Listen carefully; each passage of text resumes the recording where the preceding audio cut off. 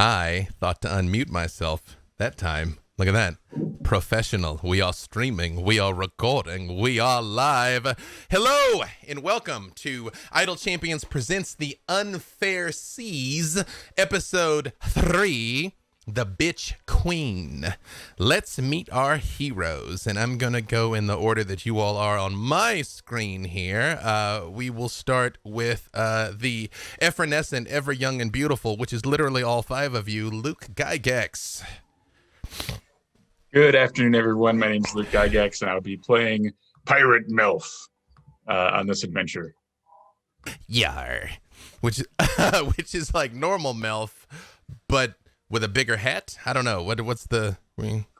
Melf he's wearing a very stylish captain's coat, a green captain's coat trimmed in gold, a little shabby, and an eye patch, amongst other things. And the Spear of Zagig is now a green sword.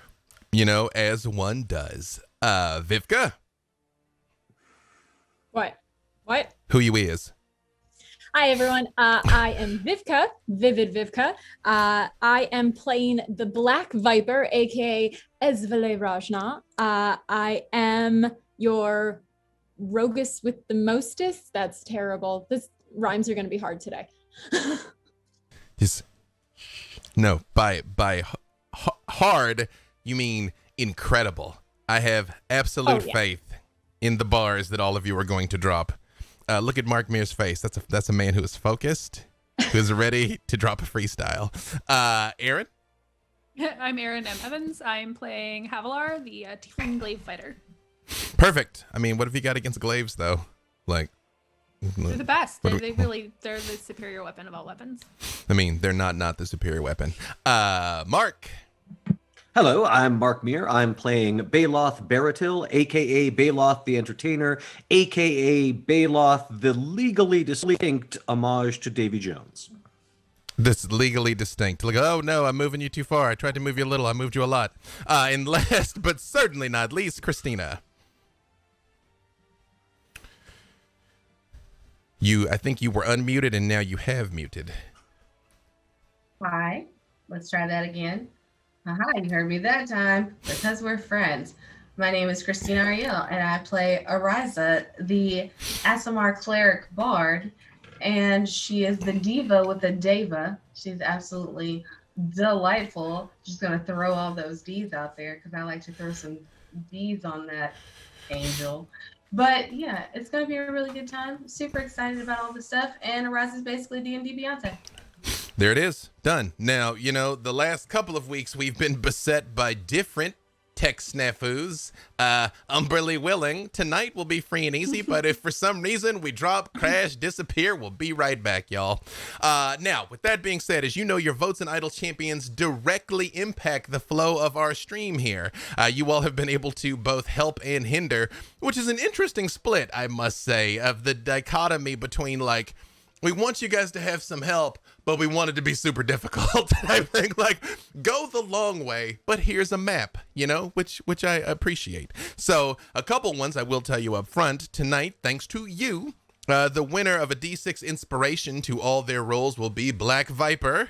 So again, have our Idle Champions dice here, meows. You can add a D6 to all of your rolls. They know I need it. They know I need it. They know how I roll. Thank you. That is true. Thank you for taking pity on me.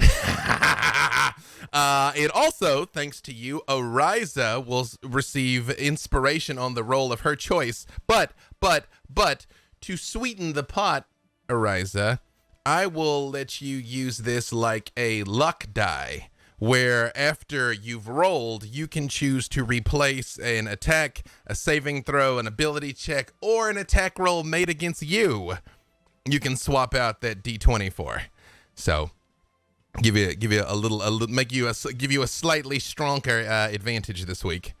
Also, the vote for next week's episode starts tonight as soon as this is over at 7. So as soon as we're done here, log in Idle Champions, weigh in. Get some great perks for yourself, of course. Tonight, we're also giving away 2 Idle Champions chess codes, the first of which is Christina's Aasimar, which I'm not even going to try and spell. Mods, please put that in chat. For Christina's Aasimar is the chess code, and the second one will be revealed after the break. We're also giving away new unreleased Icons of the Realm Boneyard standard booster boxes. I have these myself. They are incredible. We will be giving away 3 of those. So again, mods, please drop the link in chat. At the end of the episode, we will announce our 3 lucky winners. At least, I hope we will. Hopefully, I'll remember. Hopefully, won't be mourning the fact that all 5 of our grand heroes died horrible, grisly demises, and we got to figure out something for the sequel. Maybe, maybe not. But either way, you know, maybe somebody's definitely going to win things from the Boneyard. Some of you may go to the Boneyard. It's a whole mood. It's a whole brand. Again, remember, Ariza is available to join your formation. Pirate Havilar, Baloth, and Ariza skins are all available now. And some other pirate skins are available now, which I was going to tell you at the end, but I might as well tell you now.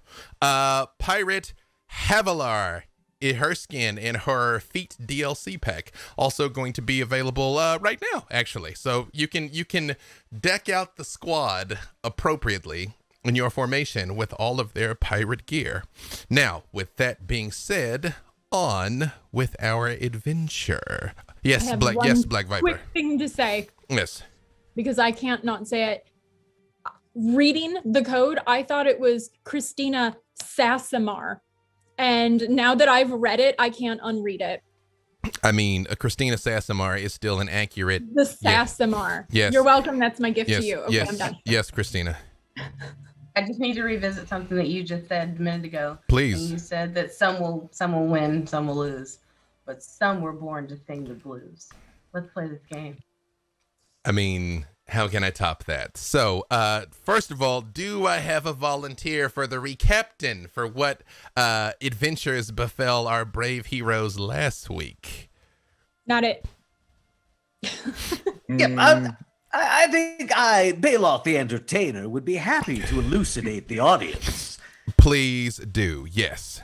Yes, I'll just need to refer to my notes here. Oh, yes. Now, of course, we found ourselves in this seaside place with the objective of finding what happened to the missing vessel, the Muskrat. Now, one thing led to another. There was some abyssal geese involved, but ultimately we found ourselves in a temple of Umberlee over the body of a defeated wereshark, one Freed Drabik, head priest of Umberlee and also a lycanthrope of the aquatic variety. At which point, we decided to outfit ourselves in more appropriate attire. Thanks to my Jinn, Najim, we all found ourselves in the raiment of pirates, and we continued our investigations. Now, a key had been found on the body of the wereshark, emblazoned with the sigil of a frog. After some inquiries, we found a sailmaker's in town that had a similar symbol on its sign. We used the key, much to the disappointment of Black Viper, who was unable to use her lockpicking skills in this particular instance. But the sailmaker's shop seemed ordinary until we noticed traces of dust that had been disturbed by a bookcase. Clearly, they'd attempted to conceal their passage by sprinkling dust over top, but they had not been quite careful enough because it was of a different hue. Having found the secret door, we made our way down into a chamber which contained a chest. Magic was detected emanating from it, and Melf, perhaps in retrospect, foolishly cast Dispel Magic on it, which seemed to unleash a gibbering mouther. And not just any gibbering mouther. It seemed to be a little beefed up from the standard model. A battle ensued, and, things went sideways in a variety of manners. There was darkness. There was, of course, the effects of the gibbering mouther, which the darkness helped ameliorate, but it didn't help us see. There was an Evard's Black Tentacles spell, which caught as many of the players as it did monsters. And there was a lot of hacking and slashing and casting of spells and whatnot. Ultimately, we were victorious. Melf was rescued from the maw of the Mouther before he could be absorbed into its flesh. So I'll call that a win. The last thing we discovered was a tunnel leading down, and we noticed a conveniently located cave where we thought it might be good to lay our heads down for 8 hours or so and just get all those spell slots back and heal up, because we did take a bit of a beating. I think that pretty much covers it. Does anybody have anything they would like to add to Baloth's excellent summary? Only a laugh track. Oh yes, we'll add that in post. Don't worry. Everyone is stunned by your accuracy and also hypnotic performance, Baloth. You are truly the entertainer. Oh, I have left off one pertinent detail, and that is that our objective, apparently our foe, seems to be Matron Hoistsail, who appeared with various followers of Umberlee in the town a short time ago. We've eliminated, I believe, 4 of them. However, that leaves another 8 plus the matron herself. So we're expecting a fight. Yes, and you did have the assistance of a couple of Havilar's imps, Dimbo and Mott, who had done some light surveillance for you as well. They were the ones that tipped you off that you're probably safe to rest up here before proceeding on. Havilar was woefully ungrateful for Mott's hard work and everything he'd done in his surveillance efforts, but you know that's the difficulty of being like a very small devil in this world, you know, in this plane of planes. And the only other thing I would add to that review is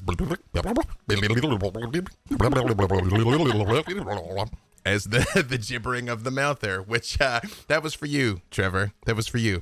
Also, we did see the pirate, the pirate parrot, the delightful and well-informed Triavor. Shout out to our homie Trevor Bettis.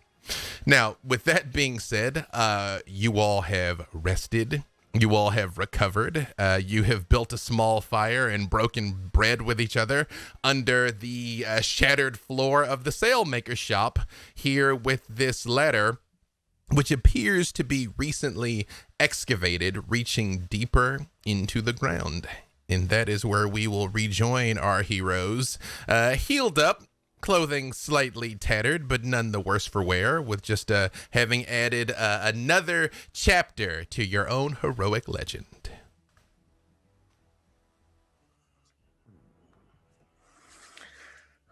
Well, everyone rested? Shall we continue on our journey? As I had no spell slots or anything, I figured that I have already woken. My hair is freshly curled, and I'm just, filing my nails. I'm ready when you are. Very well. Melf, how is the entire lower half of your body? It took a bit of a chewing. Fortunately, I'm very hardy and have been exposed to much damage over the years. I'm well, and I feel that the touch of Umberlee has been removed from me. I felt as if perhaps I had some extremely bad luck or a curse placed over me last time, for it seemed that I was unable to perform nearly as well. My judgment was clearly altered. At the moment that Melf says Umberlee cursed me, a gust of wind comes blowing up from the tunnel that kind of sends a salty chill through your spines. You would swear it almost sounds like distant laughter. That is minimized by my own giggle suddenly as I turn to Melf and say, "Oh, I'm sorry. Actually, that wasn't the curse of Umberlee that removed something from you. That was me. Sorry, sticky fingers." And I take your underwear that I stole last time and I put it on one finger and I flip it at you and be like, "Sorry about that. No." We shan't speak of this. Let's not. She's very good. She's really quite skilled, clearly. I didn't even feel it. I washed them. Yes, Havilar. Sorry. I was gonna say, as long as we're sitting here, Havilar will come sit down next to Black Viper and be like, I'm so excited to be doing this with you. If I had known you were going to be here, I would have brought my chapbooks. I have all your chapbooks, so you can sign them. But I loan them. I loan them to my dad. I'm sure that they're absolutely. I'm sorry. What are chapbooks? Oh, it's like stories. It's like stories. You buy them from the vendor in the market, and he's got a whole bunch of them, and they're the best. Some of them are very exciting, and some of them are very romantic. And they are really inexpensive, and you get a whole bunch of them and just read them all afternoon. Well, you had me and then you lost me at inexpensive. So wait, there's all these stories that people buy and read. You said that you would have me sign one? Yeah, because there's some about you. Wait, are you telling me that you're not getting a cut of the profits? That is exactly what I thought as well, but more of course, there are so many stories about me that are worthy of telling and that actually should be said. How many stories? I'm curious. I am absolutely curious. When this is over, can you help me obtain some of these, read some of these, proofread some of these? And I'm going to No, suggest, but- I'm going to suggest you also speak to a solicitor. A good entertainment advocate, and make sure that you get to wet your beak with all this coin is passing hands. I like the way you think, definitely.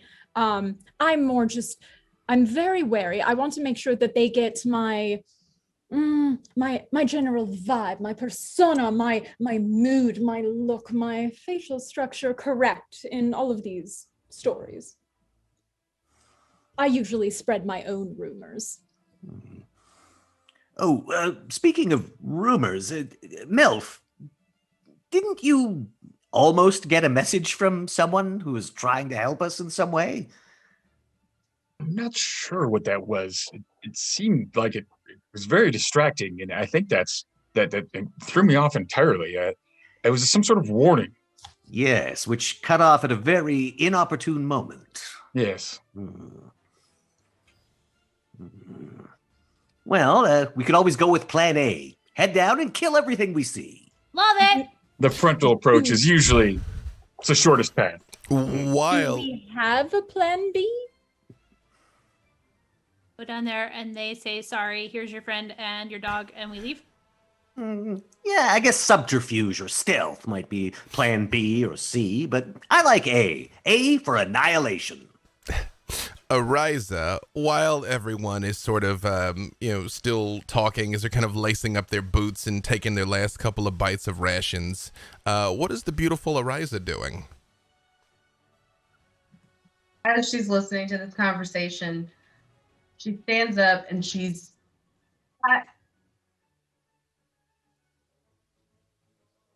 Oh no, she's doing her thing. Uh-oh. Somebody get a pad of paper. Or maybe put a pillow under her. I am low for danger.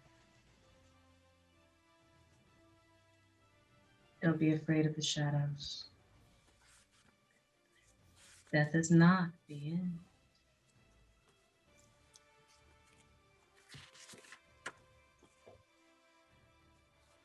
The bitch queen is everywhere. Beware a watery grave. Oh, she gives me chills when she does this. There's no reasoning with the fanatic. But looks can be deceiving.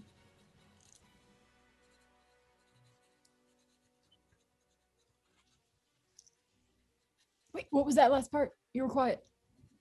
Looks can be deceiving? Time last is of part the was- essence. Oh, time is Oh, of the there it essence. is. There it is.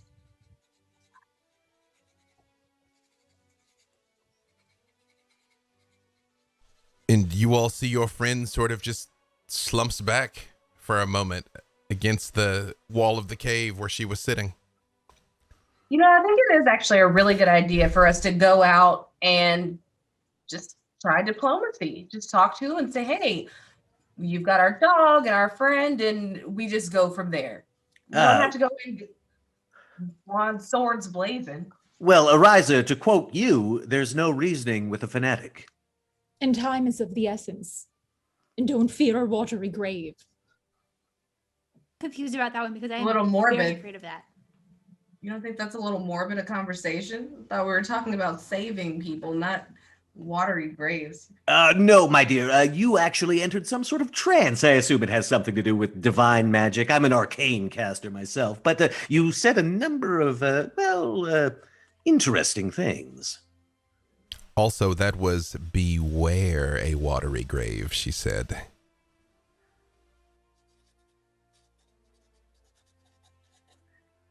Darling, you had another one of your episodes where you look marvelous and you're absolutely glowing, but you say the scariest things I've ever heard.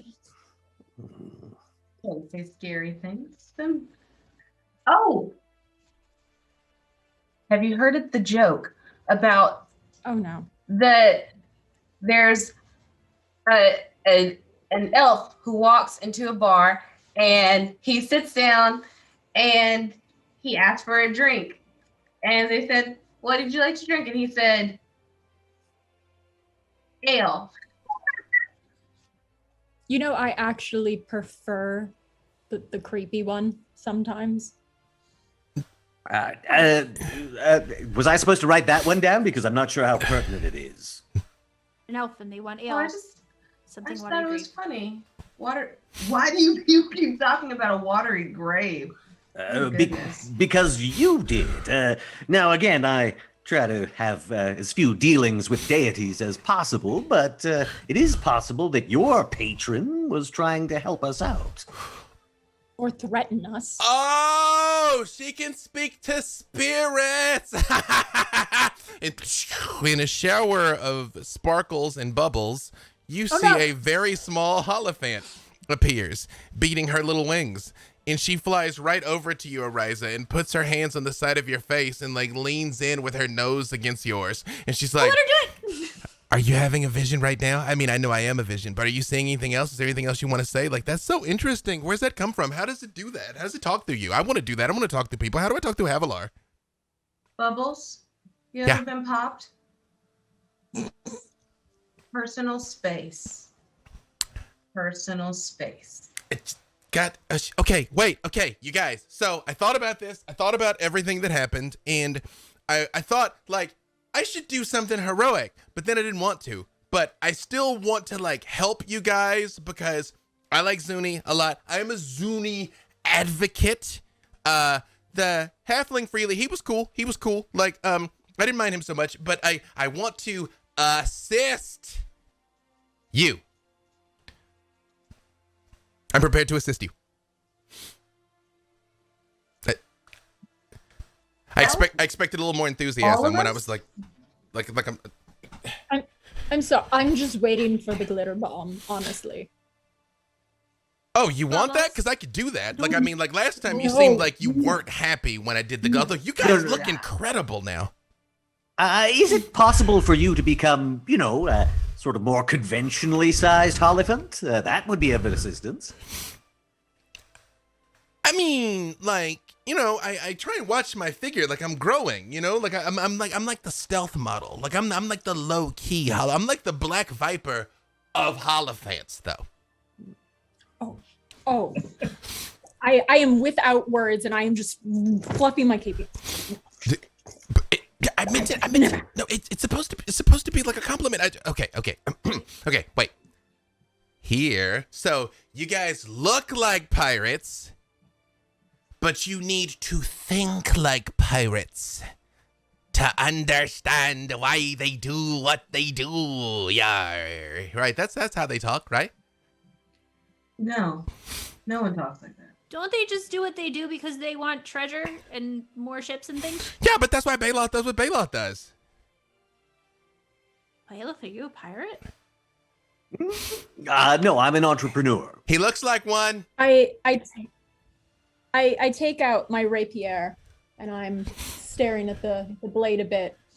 Well, if we are supposed to act more like pirates, and I bring it around and point it at Bubbles, then tell us, how you are actually going to help us, or we'll make you walk the proverbial plank. Ariza's gonna use one finger and just push Viper's sword back down. Oh, you never let me have any fun. I thought Fun and violence are not synonymous. I mean, like they can be though. Like that's just true. But no, I thought we were like at a different place in our relationship. That's okay. That's okay. That's okay. I'm here to help you.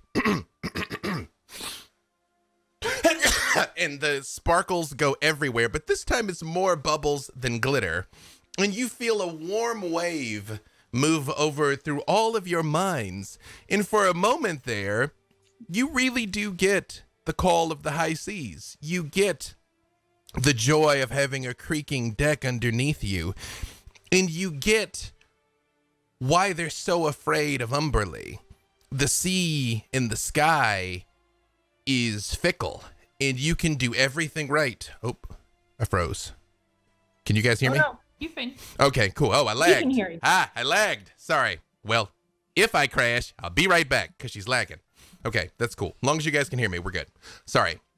You understand why you can do everything right, and if the sea and the sky turn against you, it's doom. It doesn't matter how well your ship is made. It doesn't matter how skilled of a sailor you are. To raise anchor and set sail is to put your faith 100% in the hands of Umberlee. In the moment that this passes, this comprehension shifts slightly. And thanks to you, the viewers of Idle Champions, you all voted not that our cast would speak like pirates, but that they would be cursed to talk in rhymes.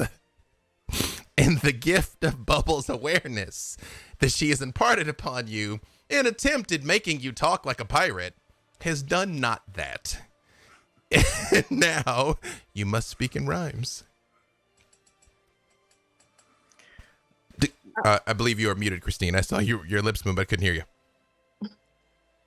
Oh, that's because I didn't say a thing. But sometimes I just want to sing. I'll say this analytically. Somehow I'm speaking rhythmically. Oh. We seem to be under a dreadful curse where we're forced to speak in verse. But, Baloth, does this seem like the time for a performance? Like, I realize you're very extra. Like, last Pure Yorick, I knew him well. Like, you seem like the type that would hold a skull and look at it wistfully. But I thought that you guys were, like, doing a pirate thing.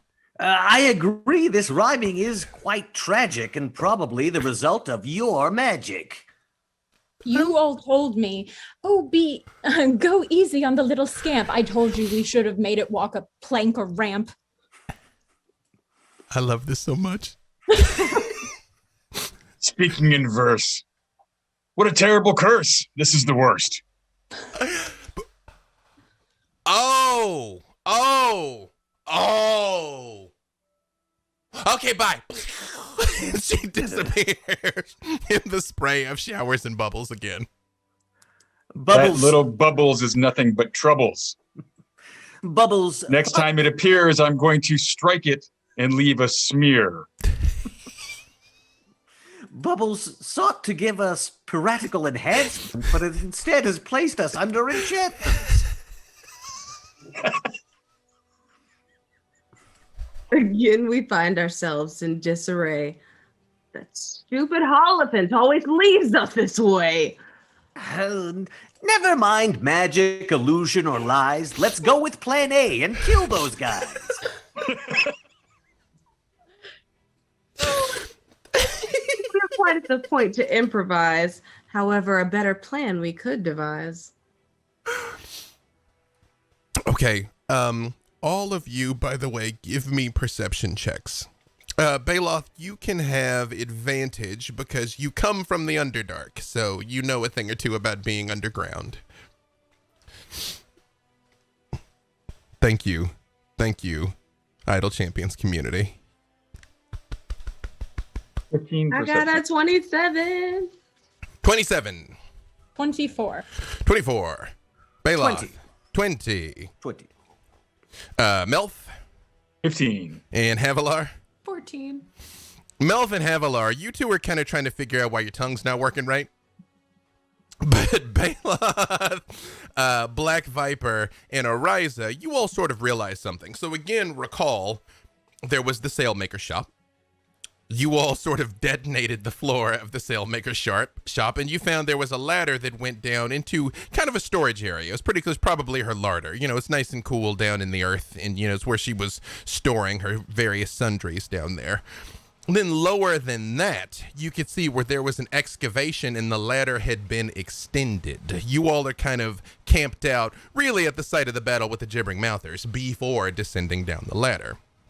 One of the things that you realize, though, is these excavations are recent. They're probably only a month or two old. And it also becomes clear to you that it was excavated from the other direction.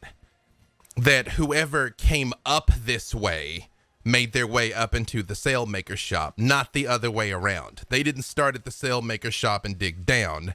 They started at the bottom and dug up.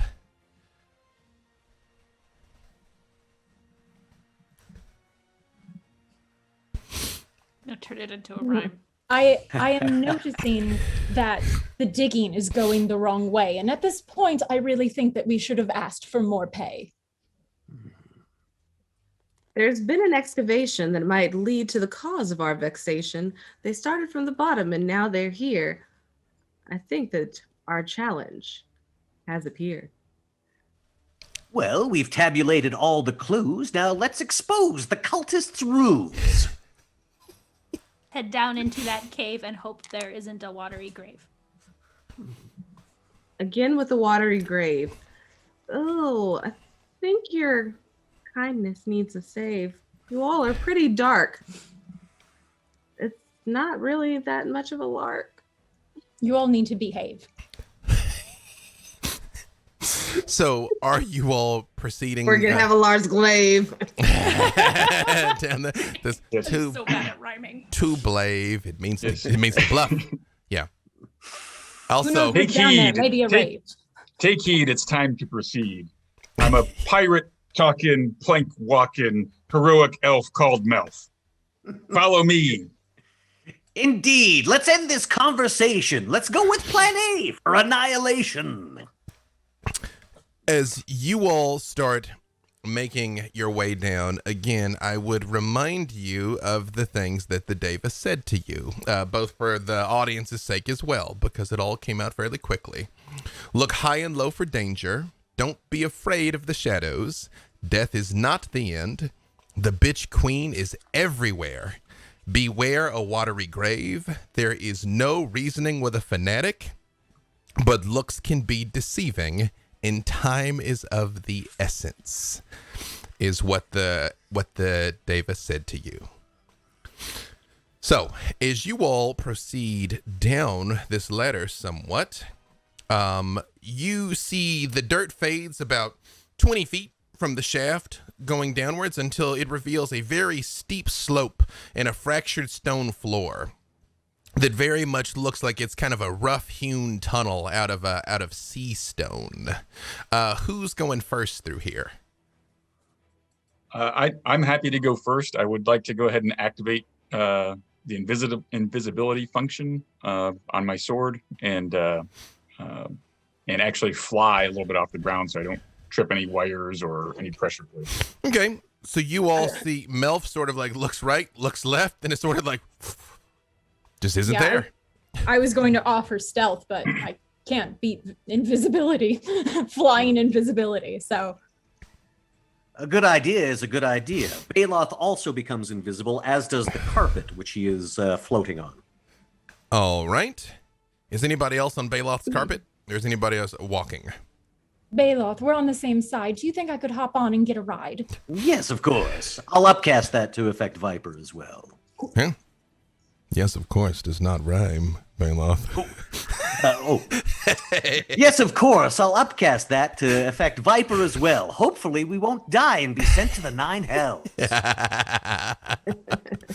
So we've got Melf, who is flying. Baloth and Viper are on the carpet. How are Ariza and Havilar traveling? Did you see there was a ladder down, or is it just a hole? So the ladder came down kind of to this sloping cave. Like now, there's a fairly sharpish downward descending cave. Walking carefully. Okay. And how's Ariza traveling? Oh, Ariza is going to walk in very dramatically Perfect. because being under this curse has her bardically inspired. I need Ariza and Havilar to give me acrobatics checks. 13. 13? 13 also. As you all are walking very carefully down through here, sort of like a baby deer, kind of trying to be mindful of your surroundings, those of you that are levitating see both Havilar and Ariza go whoop, trip, trip, boom, boom, and go sliding down the cave face on their bellies, and they slide into the darkness. Is there a way to fly fast and try to grab them, or one of them at least? You could give me athletics with disadvantage because this is pretty steep. And the moment they're like, boop, they both take off into the darkness. All right, here. Oops, that's.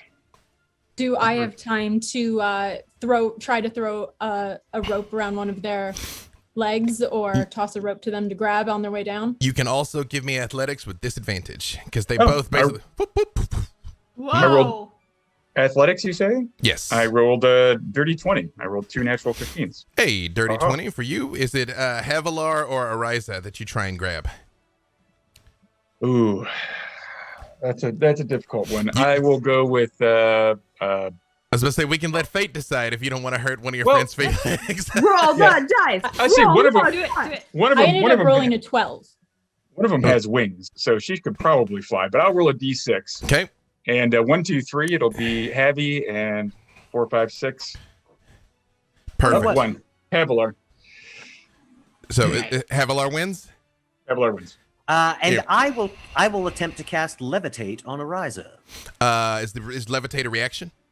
I do have it inborn, but I think it is an action. It is Yep. one action. Yeah, Right. you would not be able to catch her right out of the gates. And what did you say you got there, Black Viper? 12. That is not enough. So as the two of them, Havilar, you feel a deceptively strong elven hand grab your boot as Ariza still slides off into the darkness. Ariza, Can I try to grab Ariza as she goes by? you can also give me athletics with disadvantage. Then we'll daisy chain this thing. See if both of you if you can do it. I turn to Baloth. I must say in this moment, 15. I really appreciate this mount. It's lovely, it's reliable, and it has a high thread count. 15. 15 is enough. You barely catch her as well. It's sort of like as she goes sliding down, and Ariza, you realize she catches you when your head is probably just inches from cracking against a stone wall with some spikes that have been sharpened into the edge of it. However, both Havilar and Ariza both give me perception checks, and you can roll with advantage.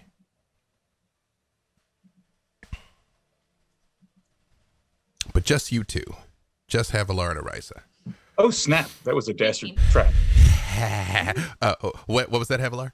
I had 18. 18? And Ariza? I'm going to keep this 26. All right. As both of you were kind of like on the ground, heart kind of leaps up into your throat, being like, you two, from your lower vantage point, can see down across the floor there is a second tripwire that is in a bunch of rubble. You realize you probably can't have seen it from higher up, so much so that even if you point it out to your companions, you guys don't see a thing. They're like, no, it's right there. You're like, I don't see a trap. You don't? Losing my touch. How would you like to proceed, Havilar and Ariza? Do we tell what the tripwire is connected to in any way? Like if we trip it, are we all going to die because a boulder hit us? Or is it something further down? Or no idea? This I will give to you, Black Viper, if you want to make a sleight of hand check to see if you can figure out the nature of the trap. I absolutely do. I will say knowing it is here does not automatically let you get past it, but it is going to give you advantage on trying to evade it, knowing its location. But first, Wait, Have we been alerted to this trap or no? yeah, well, now again, from your point of view, you really can't see it. But when they're like, no, just step over right here, you're like, okay, yes, Black Viper. I rolled a 39. It is a magical trap, Viper. You see over on the wall underneath some of the rocks. You don't really touch it. You're a professional. But again, 30 is in godlike difficulty, and you've gotten a 39. So, this is what you do. You realize underneath the rubble, there is the same sort of colorful sigils that you've seen a few times now, places that you've gone. They were in the temple. They also were in the sailmaker shop where you could see like all of the material components had been moved through, and you saw these like colorful glyphs and things. Whoever did one has done them all. Mm-hmm. And you realize it's some sort of conjuration magic, but you're not sure what it would conjure. But you're sure that basically if you trip this wire, it's going to summon something. Should we poke it or not poke it? Oh, wait, I have to make that rhyme. Damn it. I know. I believe in you. I believe in you. I'm so bad at thinking of spoken words. When The written pressure. words is my thing. Should be right now. It's down. I believe in you, Havilar. You shouldn't. Will it help us or will we croak it? That does not. Oh, should we poke it? That's the second half. I'm like, that doesn't rhyme. Oh, that's the second half. I told you not to believe Got it. in me. I see what you did there. Gotta hook the two together. Right. Best we perhaps not trip this wire, lest we perish in hellfire. I will say, between the fact that Ariza's got wings, the flying carpet, Melf levitating, I will say that you all can kind of very gingerly get past it and not trip it unless for some reason you intend to trip it on purpose. Otherwise, you will know that there is still here in this hallway basically it's a duel, especially with that high of a roll there, Viper. What you know is kind of, it was rigged intentionally to make the first one a little more obvious, because stepping over the first one basically plants you right on the second one, essentially. So they kind of got lucky that they tripped it the way they did, essentially, to even have a chance to get around it. It almost seems like the first one was just to warn, but the others, I'm sure, will be full of scorn. So what you're saying is because you're a klutz, it ended up saving our butts? Sure, make it look easy. Well, if we're going to take the field, I think it best I keep my eyes peeled. Baloth will basically actively be using detect magic, like as we're moving down through this tunnel. I've got it at will, so. When you hit that with detect magic, Baloth, I will say you are aware of the fact that you verify that, yes, she is correct. It is, in fact, a conjuration magic on there. And it's not just magic, it's conjuration magic. And you know it would summon clouds of biting and stinging bugs is what it would drop on you, basically.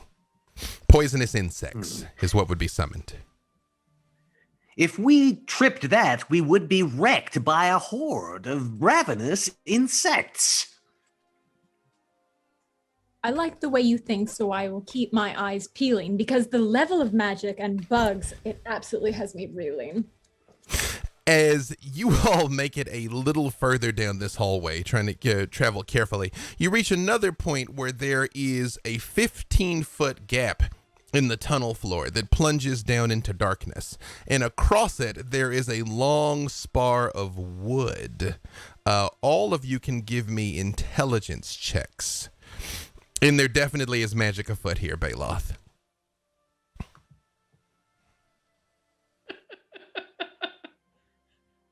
I rolled a 0.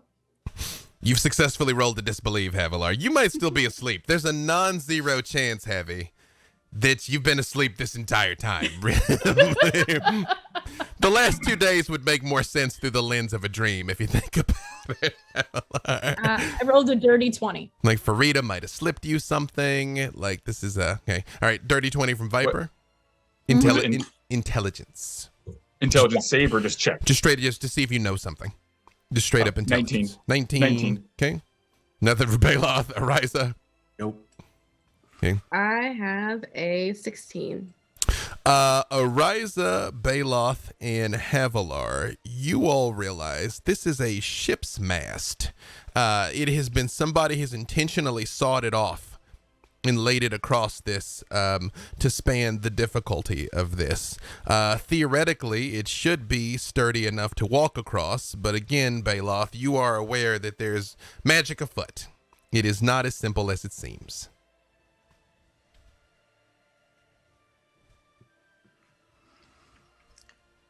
This mast seems just as safe as a hug, but I think I'll stay here on my rug. Well, who knows where this tunnel might lead? Perhaps our fear deceives. I think I'll fly across. Walking this beam may get us tossed. I just love Havilar's face here. It's like you want to. I watch the gears turning. You're like I have some. Havilar. It's not my utter inability to think of spoken words like written words. You're like I have No. some. I believe in you. Not my feeling that everybody did this on purpose. I'm pretty sure. I'm gonna write down some things in rhyme so I can. Just you pull up rhyme.com, man. Rhyming dictionary, rhyme.com. Rhyming dictionary. Rhyme zone. Rhyme zone I is the usually would have best. to do Yep. this. I have all the time in the world, and I can revise it 8 million times. So much easier. Rhyme zone is your friend. Melf, is it your intention to try and glide across there? Yeah, I'll fly. I have a fly effect, so I'll go ahead and I won't even go near. I will fly somewhere across, but not at least 10 feet away from this where this mast lies across. I would like to do so invisibly, if I may. Melf, as you start glowing, like floating across here, you all see hands start appearing, manifesting. Baloth and Ariza especially, you've seen them 100 times. Melf, you recognize them also. They look like mage hands, but there's dozens of them that start pushing and slapping at you and yanking and trying to pull you down. Give me a strength save, Melf. You got it. I'll give you advantage because you're flying. Okay, thank you. I'll take it. Mm-hmm. And I needed it. Thank you very much. Strength save would be a dirty 20. You're able to get across, Melf, but it's almost like playing football and trying to like break through the defensive line. Like you see like they clearly are actively trying to pull him down into this hole as Melf sort of makes it across. Even though he's invisible, you almost kind of see his outline from where these like hands are grabbing him, but he does get across. And the moment he gets to the other side, they all disappear. I swear, Melf is always the one who gets hit. He should not have been first to try to go to the pit. Well, unfortunately, that was it. And now he's been hit. It's too legit. It was quite lit. What would the rest of you like to Let's do? get this shit. Having witnessed this happened, how would the rest of you like to proceed? It's a 15-foot gap. Yeah. Is that right? Yep. Be careful as you cross the gap. These magic hands pack quite a slack. Is there anything else on the top? Anything that could that I can sling a rope over or help climb up over? Baloth, you do feel like it is probably possible, just based on the range in which you feel the magic, to climb up over it to get around it. It would be difficult with your flying carpet to levitate high enough in this cave to get it just completely free from it. Same thing, you basically would have advantage like Melf to stay on the carpet as the hands try and pull you off. But it is theoretically possible to scale, like spider climb essentially, around it out of the range of the hands. I relay that to Black Viper in rhyme. It's true. Yeah, like I say that, but rhyming. But Yes. rhyming, yeah. Mm-hmm. Don't you have that spider potion that would give her upward motion? I'm gonna pat myself on the back for that one. Thank you. Oh, yes, the potion of spider climb. Why, that's just perfect for this rhyme. I admit I was saving it for the perfect time, but I suppose it is a good time to climb. Always It's a good not. time to climb, but not always to rhyme. Are you going to spider climb, Black Viper? The potion's mine.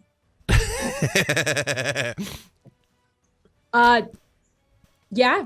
I have never used this potion. I assume it is a one-hit wonder. Yes. I can't spread it around. Nope. Can't do shotties. Single Okay. dose. Yep. All right. I take out the potion, pop it, give it a smell. What does it smell like? Spiders.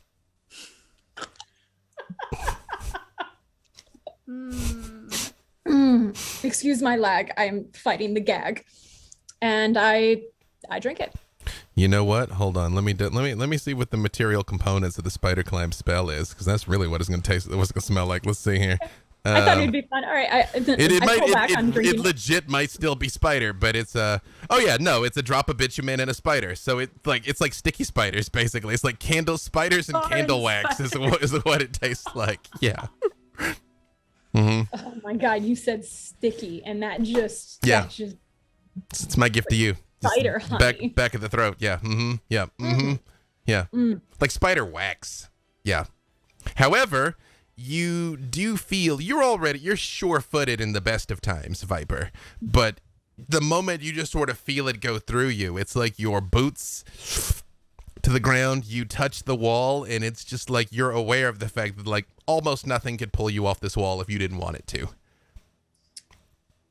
I drank it, and I must say it wasn't very smooth, but I do appreciate my new way to move.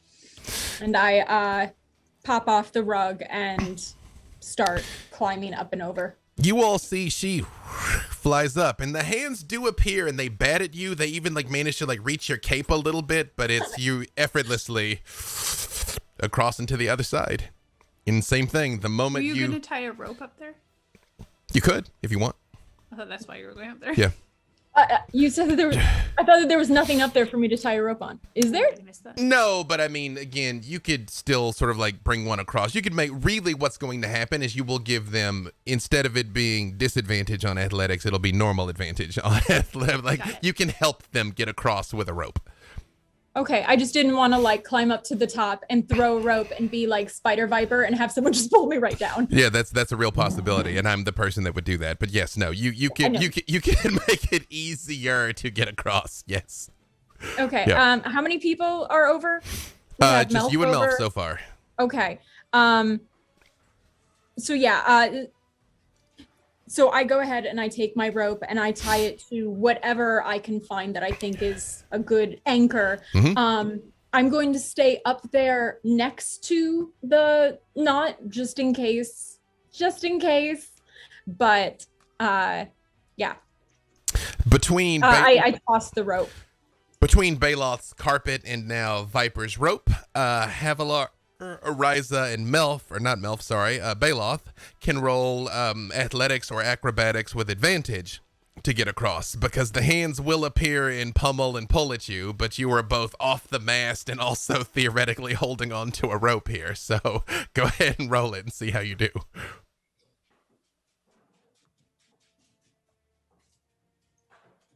Wait, am I rolling? Yes, because you still got to, even though you could fly, the hands are going to try and pull you down.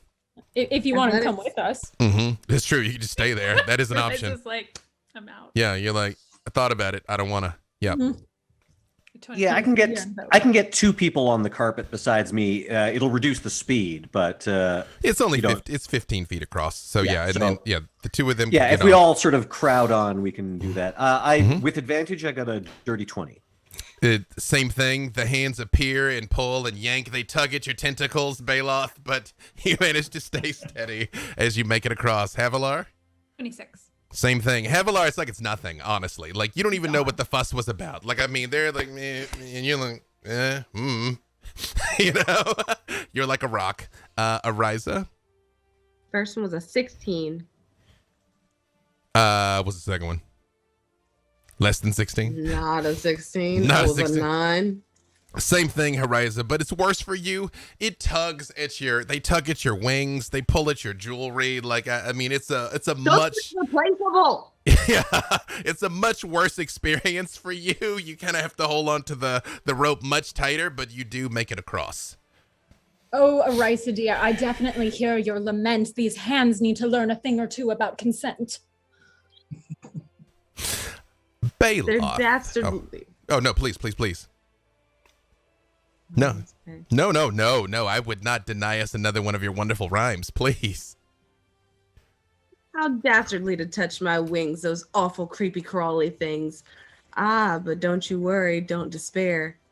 I might throw a scorching right back in the air. Baloth, as you float across, you hear a voice whisper in your ear in Undercommon.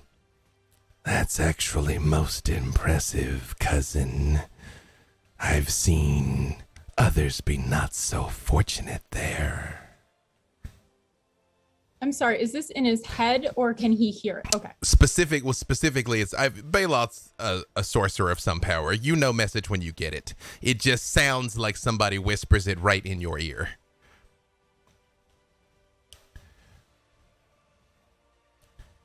Comrades, a very interesting thing. Someone just decided to give me a ring. I received a message spell from him. I think he might be a little dim. We can run and No, please. run from them, but we must decide quickly because it's a scam. From further down the hallway, all of you hear a low voice echo, just above a whisper. Kind of dim. That's rather rude, I think. Dim, my Wait. friend, rhymes with him. Why would that be a factor? Is this some sort of mummer's game you're playing at, Baloth? No, indeed, we're under a spell. It's kind of like our personal hell. The elven Prince Melf. I tried to warn you up above about the Mouthers, but I thought you weren't listening. Your words, but apparently I was overcome with fear. Your warning was not clear. Look at you, legendary heroes. Baloth the Entertainer, the Black Viper, Oriza, the legendary singing sensation, and Havilar, conqueror of hell itself. I'm going to do something uncharacteristic and reveal myself, but I assure you I mean you no harm. You seem to know a lot of our plight, and it would be a good notion of trust if you stepped out into the light so we could see you with our sight. Yes, please do reveal yourself now. I suspect you are a fellow drow. I am. And out of the darkness, you all see a man appear who, through the wonder of technology, I'm going to put a picture in our group chat so you guys can actually see what he looks like. It is a drow. He is wearing a very large, floppy Commodore-style hat. He is wearing leather armor that is very richly appointed with several swords and daggers all over his body, and he is holding an uncocked musket in his hand as he very slowly steps out of the shadows, which it's like, especially Viper, you can appreciate this. It's like he's not there and then he is. Like there's nothing, dude. Very slowly Well, be approaching. sure I'm appreciating a lot about this. He kind of takes the musket and pushes his hat up slightly, and he says, I am called Braylon Jean-Quay. I'm here on Breaking Darth business. Surely you must have heard of us, yes? No. A great pleasure to make your acquaintance. I assume that musket requires constant maintenance? He looks down at it and he says, it's quite reliable, I assure you. It's always ready to do what I have to do. Is that what we're doing now? It's the weak that solve their duels with muskets. I can recommend a place where you can shove it. I like her. And he does sort of holster. Very singular. He does sort of holster the musket. And he says again, this time in Undercommon, but he says it out loud, so any of you that speak Undercommon can understand it. I got sent ahead by Jarlaxle. We're running into some competition on our business up and down the Sword Coast, and it led me here. But when I saw you all in town, I knew I had to attempt to assist some kindred spirits. And then he switches to common. I assume you all are here to put an end to this nonsense down in the sea cave. Yes, that's correct. Can we rely upon you? Says Baloth in Undercommon, and in Undercommon, that rhymes. Nice. Nicely done. Brava. I've never been so excited to speak Undercommon. Does Black Viper say anything? Do you reveal that you can understand him, first of all, or do you just kind of listen in? I am tempted just in the fact that I can speak, but for now I'm just listening in and giving him the good eyes. I might be able to arrange. Oh yes, Melf. Well, I was just going to say, we're here to kill Matron Hoist Sail and her crew. It is what we're getting paid to do. Well then, yes, I might be able to arrange some assistance if,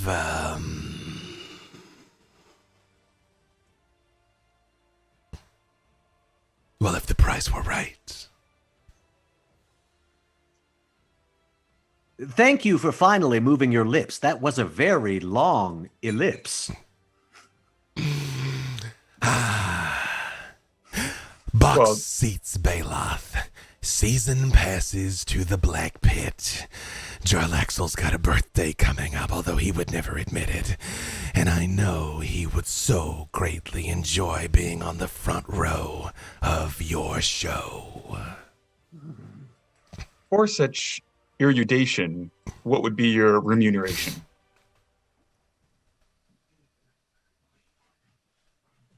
I believe my comment has gotten rusty. He's talking to me, right? That's the,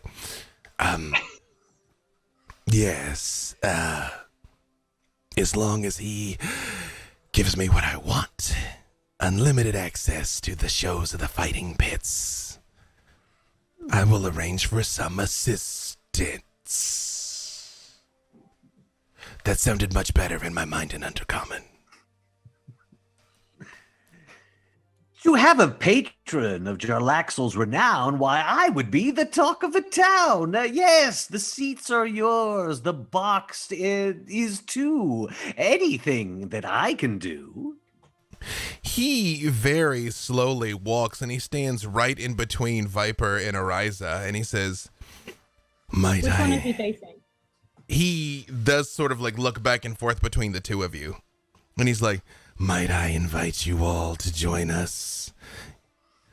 I would invite you as well, Havilar, but I feel like chances are high you will be the one doing the battling with your storied renown. I'm sorry, I can't even think of a word that I'm trying to rhyme with. I hate this so much, but I'm glad it's really funny. I just love watching the whole process play out on your face. I'm glad it's enjoyable. Heavy, his remaining mum. This curse has her feeling glum. I must say that your whole look, your weapon, your vibe has so much zest that, and she kind of walks her fingers up the musket, I would be more than happy to be your guest. And he does tip his hat to you. And he looks at you, Ariza, and he says, I'm aware of your working relationship with Baloth. Surely you can't have anything against the Drow. We're not all bad. Well, we are, but we still can be of use from time to time. If I can smell your breath, you're standing too close. I don't accept you as my host. Definitely like this one. I want to give him a look up and down, seeing as how I'm in such close proximity and hopefully gained his favor. Do I see anything good on him? Like, you're looking to roll this dude? Right now, I'm just giving an ocular pat down to weigh my options, but it is definitely crossing my mind here. Give me perception with advantage, because you're pretty close. Yeah. Great. Oh, buddy. First one was that crit, so that's a 28. So, I again, didn't even add my 6 on top of it. I'm definitely in the 30s. well, again, you all know that's my one house rules that a 1 always fails and a 20 always succeeds, even on skill checks. He very clearly travels light. He only has on him what he needs. He's got a number of weapons. He's got a number of tools, but there is not an extraneous patch, not a loose, pouch. Like, he is like completely smooth and streamlined to just get in and out of places. Okay. Well, then, I am just going to silently keep enjoying the view. He looks at you and he smiles and he says, I will run back and notify my compatriots. We do have a vessel moored not too far off the coast. I'm sure we will get back before things get too hectic, although if you have the opportunity to stop hoist sail quickly, it might not be all bad. She's doing something mystical that I could not quite decipher. Before he goes, Baloth presses into his hands. He actually carries Black Pit stuff with him, so he's given a couple of season passes to the Black Pits, and he warns him, we have a dress code. You'll need proper raiment to observe the Underdark's most magnificent martial entertainment.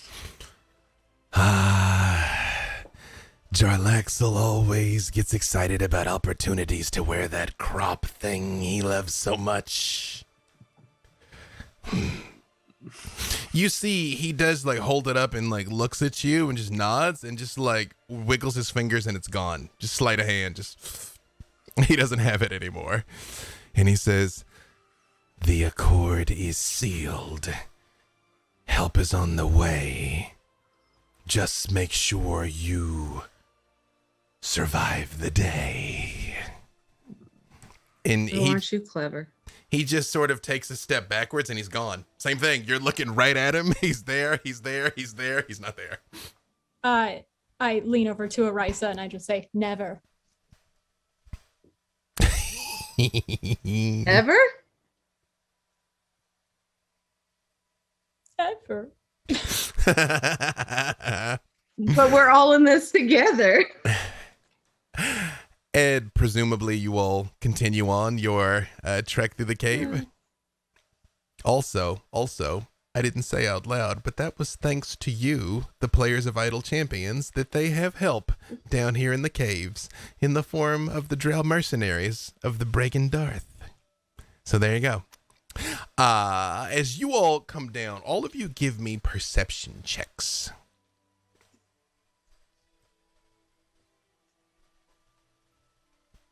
Ooh, I got some flavor text that I didn't share with you yet.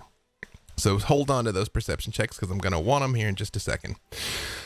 The larger cavern that marks the end of the tunnel is a broad sea cave, its rocky mouth open to the low tide bay beyond. Gulls fill the cave, shrieking as they fly to and fro. An ancient wooden dock, well preserved with tar, clings to the edge of the cave floor where it plunges 10 feet down to the water lapping at the rocks below. The half-sunken wreck of a ship sits near the end of the dock, the name The Infernal set at its stern, and the tattered remains of a flag flying from its broken mast painted with a faded skull and crossbones. Of more immediate interest is the ship at the dock's far end, which still floats. The name at its bow marks it as the Muskrat, but it is covered from stem to stern with splotches of colorful ritual components and now familiar scribe conjuration sigils.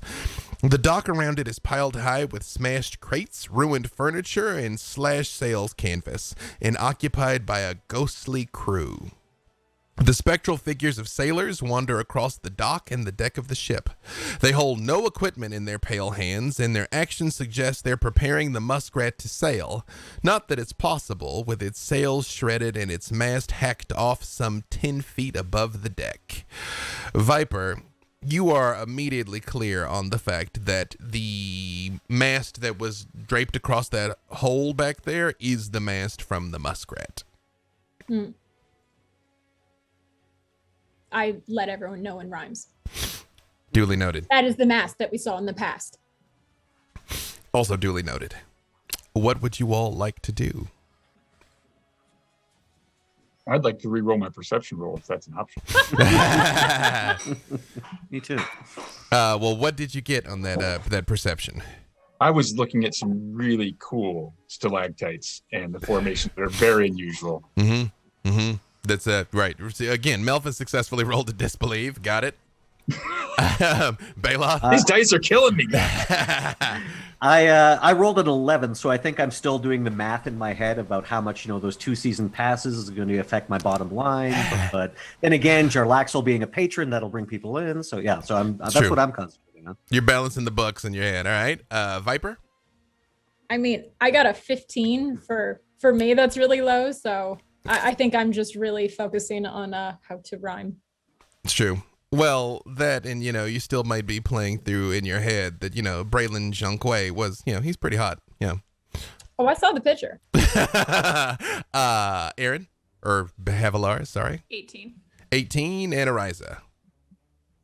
I've rolled a 24. Hope that gets us in the door. Ariza, you notice a couple of things. You notice these gulls that are flying around in here seem to have the same kind of glowing madness in their eyes that the crabs had up on the shore. And you see, especially with a 24, one of them like kind of swallowing a fish that also seems like it's got that same glowing madness in it. And you think probably what's been happening is whatever they're doing on the ship is infesting the water. The local creatures are then eating each other in the food chain, and it just continues infesting the next thing up, basically. The geese and the birds eat the fish, they go crazy too, so on and so forth. You also notice near the water, along the edge of the ship, the gulls do not go near it. They're flying down and splashing all through the water and things, but probably about a 20-foot radius around the ship. Crazed with madness though they be, they do not go near the ship or the water. Look at it with detect magic. Oh, sorry. Hang on. I'll give you that in a second. One other thing you notice, Ariza, is the gulls on occasion do swoop down. Anytime they brush up against the spectral crew, you see they kind of freak out for a second. Like they hit the ground like they're stunned. And then they flop around for a second and they fly away again. Ooh. Take heed, my friends, and listen clearly. Those golden fish are kind of scary. I'd be real careful of what you do. They might just come and attack you.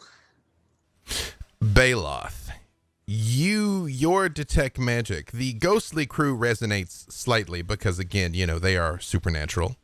As do the birds resonate slightly. They've been affected by conjuration magic. The exact same that you experienced with the geese. You also would have arrived at the same conclusion Ariza has, that they're under the exact same influence. The ship, however, is radiating magic in its building. Like, even in the time that you're looking at it, you feel it's compounding. Like, whatever is happening on board the ship, although the deck is completely vacant, it looks like it's just sitting there. Something is happening, and it is increasing in intensity. I think our danger is not lessened, and as mentioned, time is of the essence.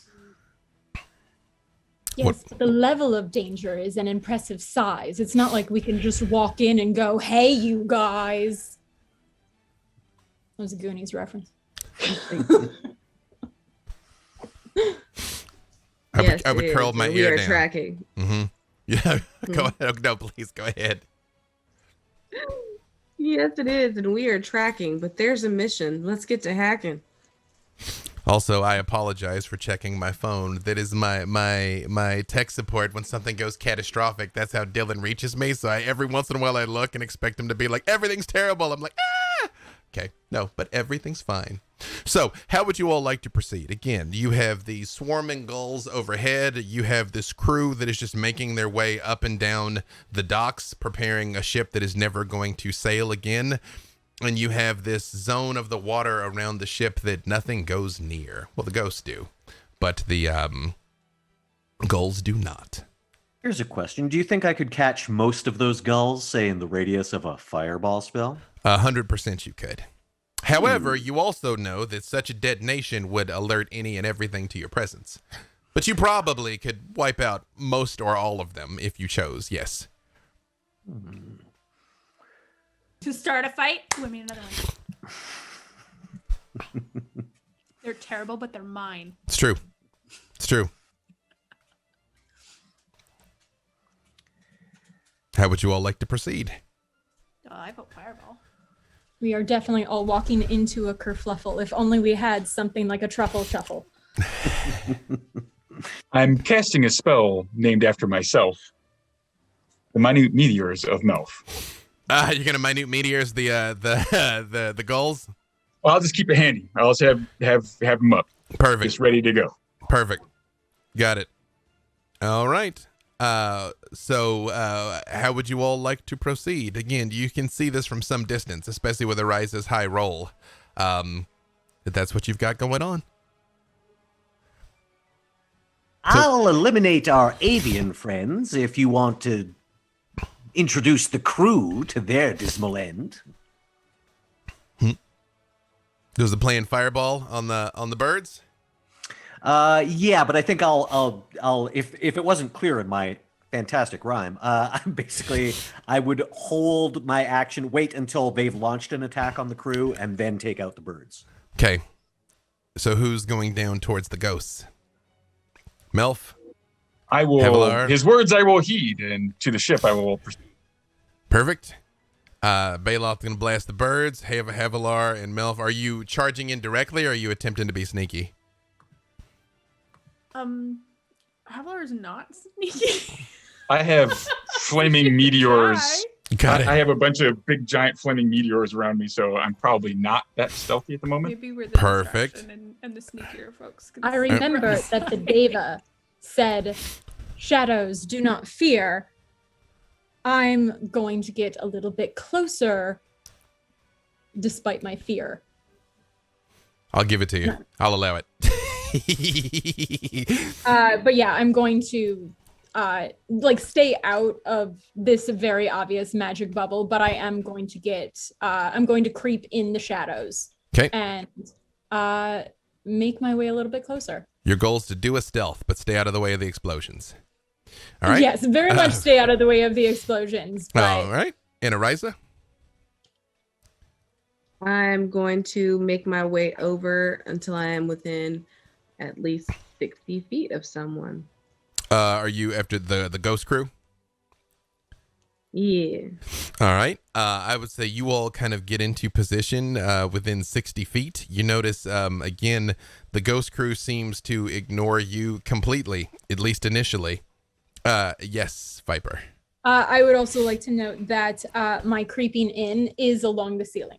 Oh, yeah, you're Or still spider high climbing. up on the wall. Yeah, I would say you probably want to wait till the fireball goes off, otherwise you'll be in a gold cloud. But yes. No, like I was said, right. I'm back Mhm. there. I'm back there. Okay. But I'm just like, I'm making my way up, doing the spider viper. Exactly. Yeah, you're really, it's, Oh, it's a and- valid lifestyle choice you're finding, honestly. Just being like up and away from everything. Yeah. Mm-hmm. Just so Black Viper should still currently be invisible because I upcast that on both of us. Oh, yeah. So You're you've got invis- invisible spider climbing Black Viper.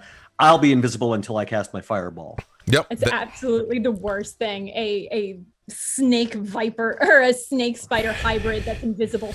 I mean, or it's the best thing. Yes. You scurry up, Baloth, the fireball, boom. Ah! The gulls scatter in all directions. What does most of which cooked instantly and come like plopping down all over the place? Viper, give me a perception check, specifically you, Viper. Yes, Baloth. Oh, should I bother rolling damage, or can we just assume they're gone? They're like a quarter. They're like a quarter CR. Like I mean, the fireball's gonna. That's okay. I can spend some sorcery points, get that spell slot back. That's cool. All right, so I mean, if so- it just feels good to do so, feel free. But individually, they're fairly squishy. Yes. Okay. That's a 25. Viper. Actually, put a pin in that. I'm going to tell you in a second what you notice as you sort of start shimmying forward, but do put a pin in that 25. Ariza, the explosion goes off. It seems like the crew does not react at all to the boom and all the like chaos and everything around them. What does Ariza do? Oh, so how many are there? Or is it just one? Of the crew? Yeah. No, there's about 9 of them. They're all over the dock just doing stuff, hoisting, rigging in the mizzenmast and things. It's like, basically imagine if you were just on the dock of any major city and some people were just preparing to set sail, just going about their business. And they do not Fantastic. react at all to the explosion. All right. Well, I'm gonna try this anyway, even Okay. though they're kind of ghosty. Mm-hmm. So you're gonna hear they will hear a very slow and discordant melody coming through their ears, and it goes.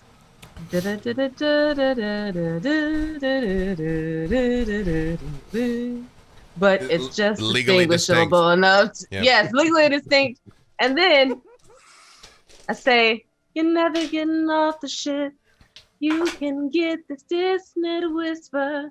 And only because now that song's stuck in my head, and and I'm gonna cast Dissonant Whispers. What do they need to save?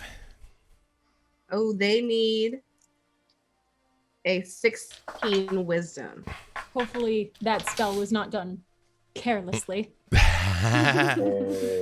You do this and you hear the sound ripple out. You all do. In the crowd, and the crew does not react at all. They don't stop what they're doing, nothing of the such.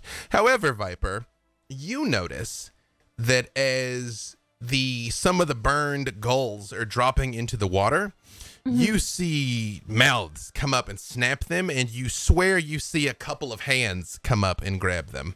And a hand also reaches out for Ariza's ankle. Give me athletics or acrobatics, Ariza. Really quick question. Mhm. So the hands, are they Webbed. Like, Ew. no? No. I was like, gonna ask if don't they were you like touch me. incorporeal, like the ghosts, or if they were definitely. Biological green webbed hands. Okay. come up out of the water, grabbing gulls off the surface as they're hitting. But yes, Ariza, give me. 19. You all see Ariza do this, and nothing happens. Like, huh? Whoop, sploosh, and she disappears into the water. Everybody, roll initiative. Oh my gosh, Ooh. that's not good. Good. That was so disrespectful, and that was also a nat 20. On your initiative. Perfect. Yeah. Perfect. Hang on, see It here. did say to beware a watery grave. Oh, there you go. It's almost like this is what was coming. All right, Baloth. We should have repeated it more. Baloth. Well, This is Baloth what you still. did. Go ahead. Baloth is still just exulting in his great victory no. over the gulls. Yeah, no, just give me your initiative. Well, that's why my initiative is 3. That's true. You're just like, yeah. I got those quarter CR guys. Yeah. Havilar. 11. All right. Melf. I'm carefully observing before I act. I have an 8. Viper. 24. All right. And let me. The bad guys. Okay. They rolled horrifically on their initiative. So, all right. So even though technically you rolled higher with the natural 20, Ariza's gonna go first. Actually, I take that back. They did beat Baloth. Let's see.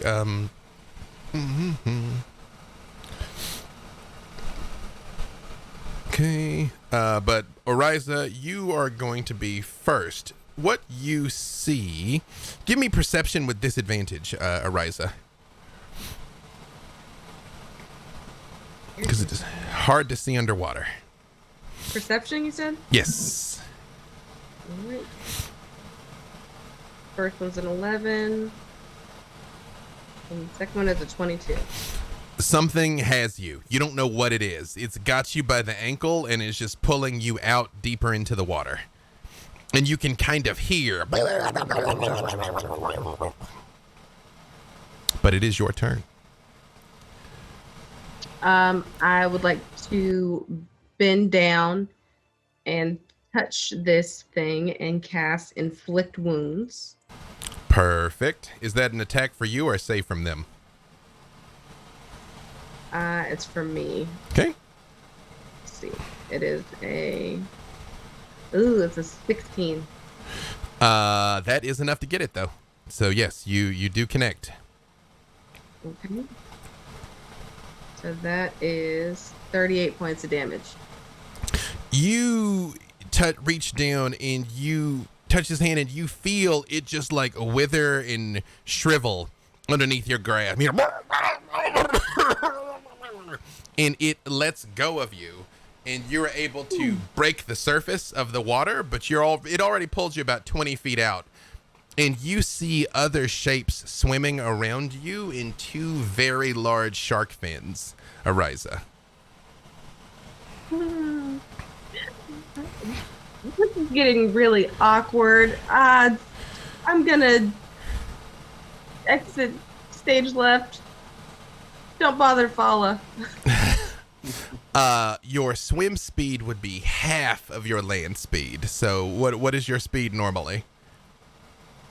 30 feet. So you can start swimming back, but you won't make... Actually, hang on. Let me tell you exactly how far it already pulled you out. It pulled you 40 feet out into the water.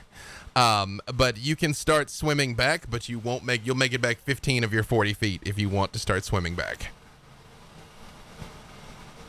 Well, it's like they always say.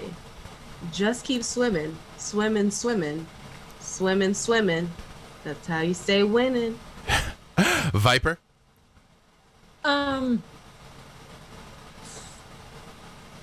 Great options here. I assume that I saw everything that happened with Ariza, so I am going to pull a 180 and come back down. Can I get back to? You could get to the shore.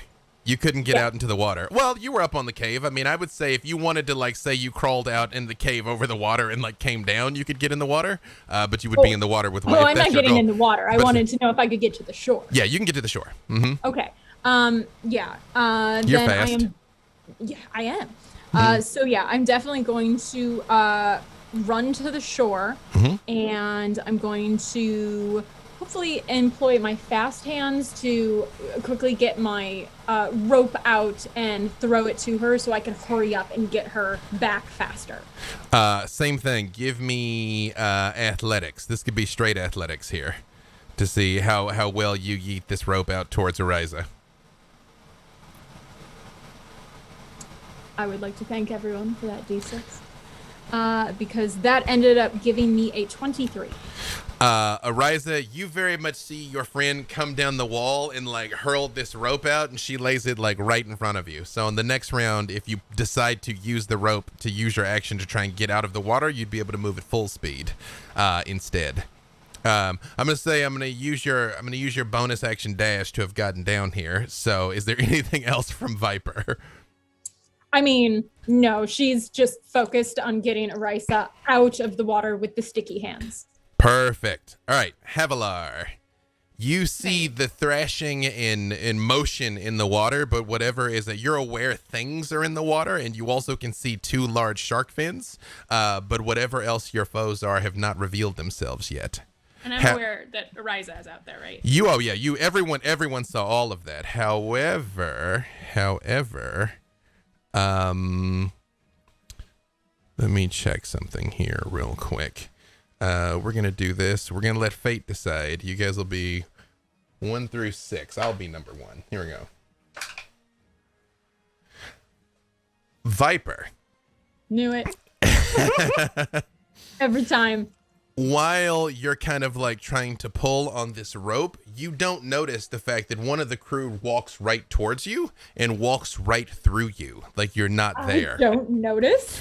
But when Personally offended. But when it does, you feel just a chill go through you, like death itself, and you will have disadvantage on your next roll. It's just like freezing, penetrating doom, but it just walks through you like it's going over to pick up a crate or something. I can't use my uncanny dodge in any way. It's not an attack. It just happens. It's just doing its thing in the midst of the chaos. Heal attack. Yep. Okay. So I'm sorry again. So I have disadvantage. The next thing you do will have disadvantage. That's okay. All. Yep. But Havilar, it is your turn. Okay, so when we started and we were supposed to pick magic items, I gave Havilar a ring of water walking. Perfect. Turns out it was a good choice. I would explain this by saying Parita's patron has a lot of magic rings, and maybe she just borrowed this one. Perfect. Okay, so she sees Ariza out there, and she sees her get the rope, but she's gonna run out over the water and kind of have her back so that she has time to pull herself up the rope. And if there's anything that's within reach, let's go ahead and attack it, because she's really bad at rhyming, but she's sometimes good at hitting stuff. Absolutely. As you get out over the water and look down, you see 7 Sahuan swimming through the water, armed with spears. To those of you that aren't familiar, Sahuan look like just awful mer people. They are green and fish-like with long clawed hands and webbed hands, and they're carrying spears. And you also see 2 very large sharks that are out there with them. Well, actually, I guess you can't tell if it's a were shark that's in shark form or if it's a... You couldn't tell. Shark. They're big old I'm sharks, just gonna assume it can turn into a person, though. It's true. It's a valid life choice. So you essentially have your choice essentially of any one of the Sahuan, or perhaps multiple Sahuan. You have a reach weapon, or one of the sharks, as they are all very much are kind of circling around Ariza, and some of them are heading towards the shore. Oh, sorry, go ahead. I would just say it is clear to you also that some of them intend to pull either you or Melf down into the water also, because you two and I guess Viper also. You're all the closest to the shore. I'm flying. Yeah, you're invisible too. Yeah, you're flying and invisible still. Nothing's happened to reveal you. So, although, wait, have the minute meteors, do they appear before you launch them? Oh, okay. Yeah, they'd be floating. Okay, got it. All right, I will go ahead and attack more of this Sahuagin that are closer. Perfect. So first attack is 17. That is enough to hit it. Okay. And it's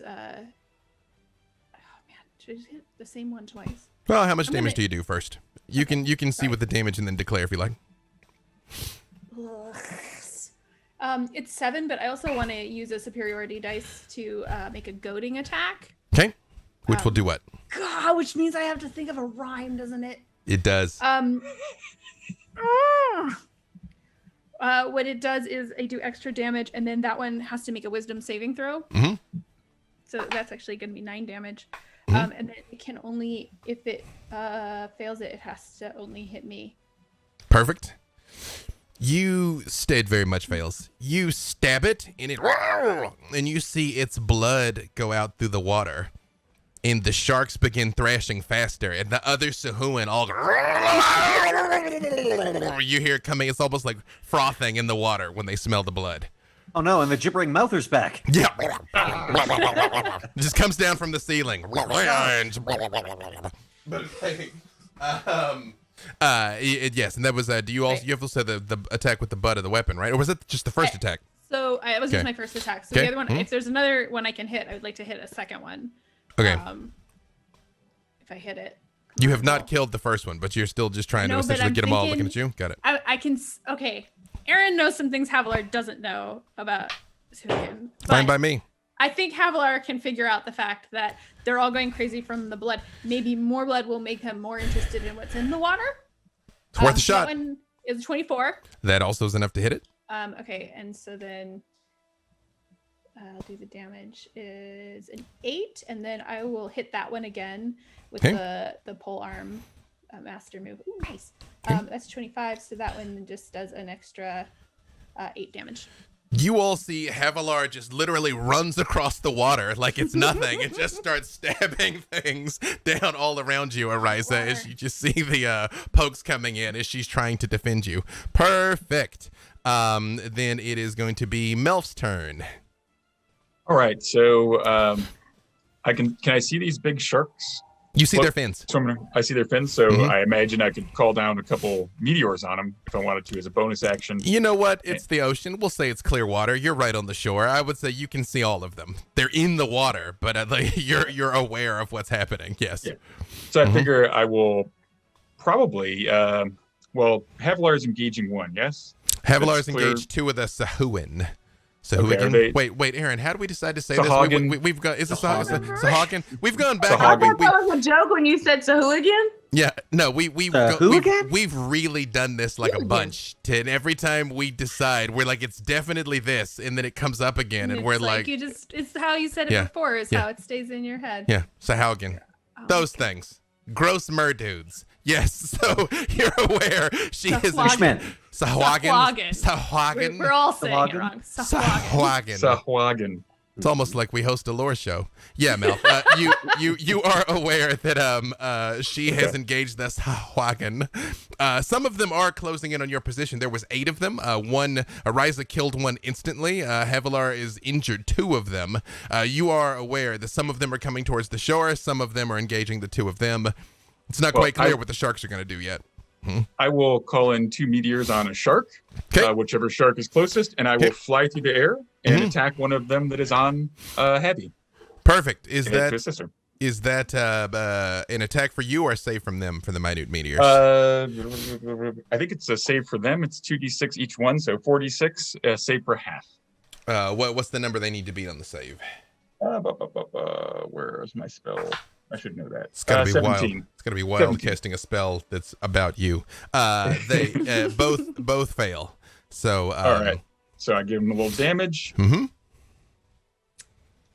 All right. Looks like they take not too bad. 19 points. Perfect. You boom boom, and you see the shark begins to like roll over onto its side there, but it is still up and fighting.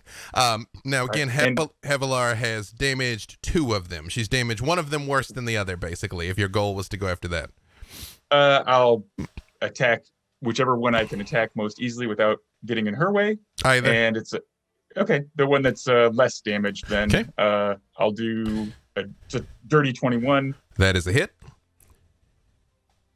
and the damage is 14 points. Even though it was the one that you see she'd hit it twice in Havilar while you're engaged this thing, you just see the green sword It kind of like floats up to the surface as well. And I'll Yep. just keep flying around, just Gonna do a cover up. thumbs up because you don't have to rhyme a gesture. However, it is now the Sahawan's turn, 6 of which remain. Two are going to attack Ariza, 2 are going to attack Havilar, and 2 are going to attack Melf because they got their reach weapons as well. Unfortunately, one of them crits on Ariza immediately. Don't I have luck? Yeah, do you want to take the crit from it? Yeah. You monster. Yeah, you do. And then that 20 became a 3. Okay. So what's your AC, by the way, Ariza? My AC is pump, get it. It's 17. You see this creature just like descends on you, stabbing and snapping, and you see its jaws come near you, and you just almost feel like the hands of your deva just pull you slightly to the side as its like jaws snap past you. Can I thump it on the nose though? Absolutely. You thump for emotional trauma. What is Havilar's AC? Havilar, AC? 16. One of them manages to stab you with its spear, Havilar, for 8 points of damage. However, you do, when this happens, you hear it goes, and one of the sharks breaches up out of the water, and it crits on you, Havilar. What? Well, they get advantage when you're bleeding. Oh, but I wasn't bleeding until then. But Until then, that's how they get you. they eat each other. That's what they do in the lore. They eat each other. That was the goal. It was a good plan, except the problem is they can telepathically command sharks. That's the problem with the wait. I lost it again. What did we say it was? Sahuagin. Sahuagin. All right, how bad is this? 44 points of damage, Havilar. As you all see this giant shark just into Havilar. Give me athletics, Havilar, to see if you can stay on your feet here against this. Because you got hit with a whole bunch of shark. I'm gonna need more 16. rope. You are able to kind of stay on your feet. Is it just kind of like still holding on to you, but does not pull you under the water, Havilar? Still kind of like standing your ground there. And Baloth, it is your turn. All right. So Balot's on his flying carpet, no longer invisible because he cast the spell. Yep. He will use his action to concentrate on his ring and summon his Jinn Najim. Why do I? Oh dear. Najim, my friend and trusted advisor, do me a favor and rescue Ariza. Yes, it would be, if she were to die here, she'd never live it down, I suppose. And you see Najim does fly towards Ariza. Anything else from Baloth? So now Najim should be able to move and cast a spell. Like he's probably Yeah. What do you want him to do? Okay. Basically, get her out of the water and away from danger, and then probably onto dry land or up onto the carpet because I'm alone on it now. So Okay. Anything else from Baloth? that's my. It takes an action to summon him. So Perfect. Bonus action. Anything? right now we don't have anyone on dry land except for the ghosts, right? Or, Viper. ghosts. Viper is on dry land. I'm but on Viper dry land with a rope. That Oh no, Right. sorry. I meant like opposition. Like the ghosts just seem to be on automatic, right? Yeah, they're just doing their thing, and the Sahawan did not exit the water because there was a target-rich environment in the water, so they've stayed out there for now. I've got something I can do as a bonus action, but I'm going to save it for now. So yeah, I just summoned Najim, get him to save Ariza. Najim does fly down Ariza and scoops you out of the water and just like flies straight up, and he looks at you and he says, "Can you fly if your wings are damp? I don't know how that works. I don't require wings to fly." You could just carry me and we'll call it fair. I'm sure they'll be good once they dry in some air. Why are you all doing this rhyme thing? Master Bailoth, shall I resolve this rhyming nonsense? I've said it before. Oh, yes, that would be good if you could lift our curse, and then we wouldn't have to speak in verse. You could have done this all along. We've been walking around like we're singing songs. I can only summon Najim once a day. I didn't want to waste it. Oh, I think it worked. I don't have to rhyme anymore. Najim lifts you all from the curse of the rhyme. And normally I don't like to take breaks mid-combat, but in this case I'm going to make an exception. So we will do a quick 10 and come back to the top of round 2 as you all are fighting the sharks and the Sahuagin. I lost it again. What is Sahuagin? Sahuagin. Which honestly, that is how it's spelled if you look at it, and I still find a way to do not that. Sahuagin. I will just say one thing, Ariza, especially as you get pulled out of the water by Najim. You look down as one of the Sahuagin still tries to clamor to pull you back down, and you see the twin crests of Umberlee burned or branded into its chest. And with that, we will be back in 10 minutes. Don't go nowheres. Yes, as I said, the ship is departing, essentially, of its own power. Again, not propelled by any wind or sail. The ghosts have gotten on board, and it is leaving. And yes, what would you like to do there, Viper?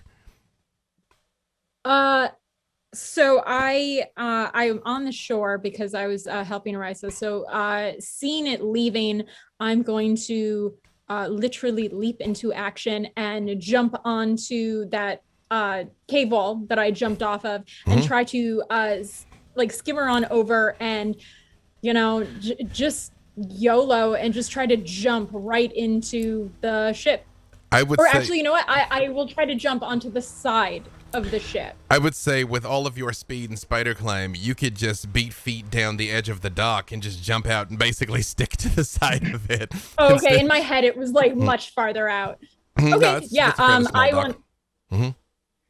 Okay, I want to jump onto the side of the boat. Do I see any kind of hole on the side where there would be the chain for the anchor?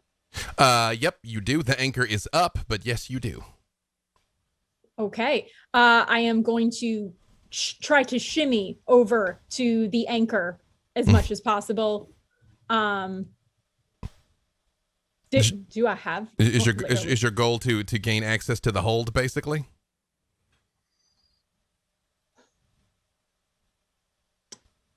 That denotes that I have a plan. I was just trying to get. I know. Okay. Yes, I want to get to the anchor, and I want to inspect it and see if there is any way that I can use fast hand and my thieves' tools and everything to basically unlock the anchor. Perfect. So you see Viper runs over, jumps, sticks to the side, and goes straight to the anchor and is doing something. The rest of you are flying in one capacity or the other, or have the ability to. So I would say you could get to the deck of the ship fairly easily if that is your goal. Havilar is technically running along the edge of the water, but somebody can give her a hand up. Yeah. Run and jump on the boat. You all can get to the boat pretty simply. You see out in the water, the submersible, as it's done decimating the Sahuagin, is begins rotating and turning, but the ship definitely gets past it as it's trying to come around in the shallow water. And you all are on the deck of the ship. All of you give me perception checks. You can give it with advantage, Viper, because you're closer down to the hole where the anchor comes out. Ooh, kiduki. 13. 13. 13 for me. 13. Dirty 20. Dirty 20. 16. 15. 15 and 16. As you all land on the hull of the ship, you notice the ghosts just kind of go back to what they were doing if the ship was sailing, basically. They take up their positions and they're ready to go. Down below, Viper, you make out chanting. And you hear just fanatical yelling. Ah, soon your avatar will appear. Soon your servant will carve your name up and down the coast. Soon all will bow before you and fear your might, Wave Mother. They won't appease you with their piddly offerings. Once a year, all will tremble in despair at the name of the bitch queen. I reckon that motley whale be none other but matron hoist sail. Wait, avast! Shiver me timbers! Najim, you've caused us to not speak in rhyme, but we're speaking like pirates now, you swab. I love A the scurvy Irish pirate, dog. Oh, was Scottish that pirate. not what was supposed to happen? I apologize. I was disturbed and summoned when I was just not prepared for such a thing. Belay that, Mr. Najim. This mode of speaking goes well with our accoutrement, as it were. I thought it might. In Baloth, you are almost knocked to your knees with your sense of detect magic, like rolls through you. Something terrible is happening. You feel a presence from the far plains, from out where things stop making sense, is manifesting down in the hold of this ship. We'd best be getting below decks and put an end to these scurvy swabs' plan. Viper, give me sleight of hand. Absolutely. That is a 26. You're pretty sure you could drop the sail, but you would have to like shimmy through this hole You mean anchor? Yeah, the anchor, yes. But you would have to like get down in there. Like you have from here, if you just cut the chain, it's just gonna drop. But I mean, if your goal is to lower the anchor, you're pretty sure you could figure out how to do it. But you would have to go in to do it. And then that is my focus, is to stop the ship with the anchor. So I'm going to focus on that. Perfect. When you get inside, give me another perception check, Viper. That is, come on, roll it. Roll it. There we go. That is a 30. Viper, as you kind of get down in here and you hop in, at first it's kind of dark and dirty in here. You look across and you can see at first what you thought was like seawater and just muck on the floor is blood. There are rows of people that are stacked up in here that clearly have been offered as blood sacrifices, and holes are drilled in the floor so that their blood could drip down to the floor beneath, where you hear this cackling coming up. Okay. Are all the people? It's the crew. You recognize some of the ghosts you see walking around. It was them. Okay, so the actual humanoid shells are Very, on. very dead. Okay.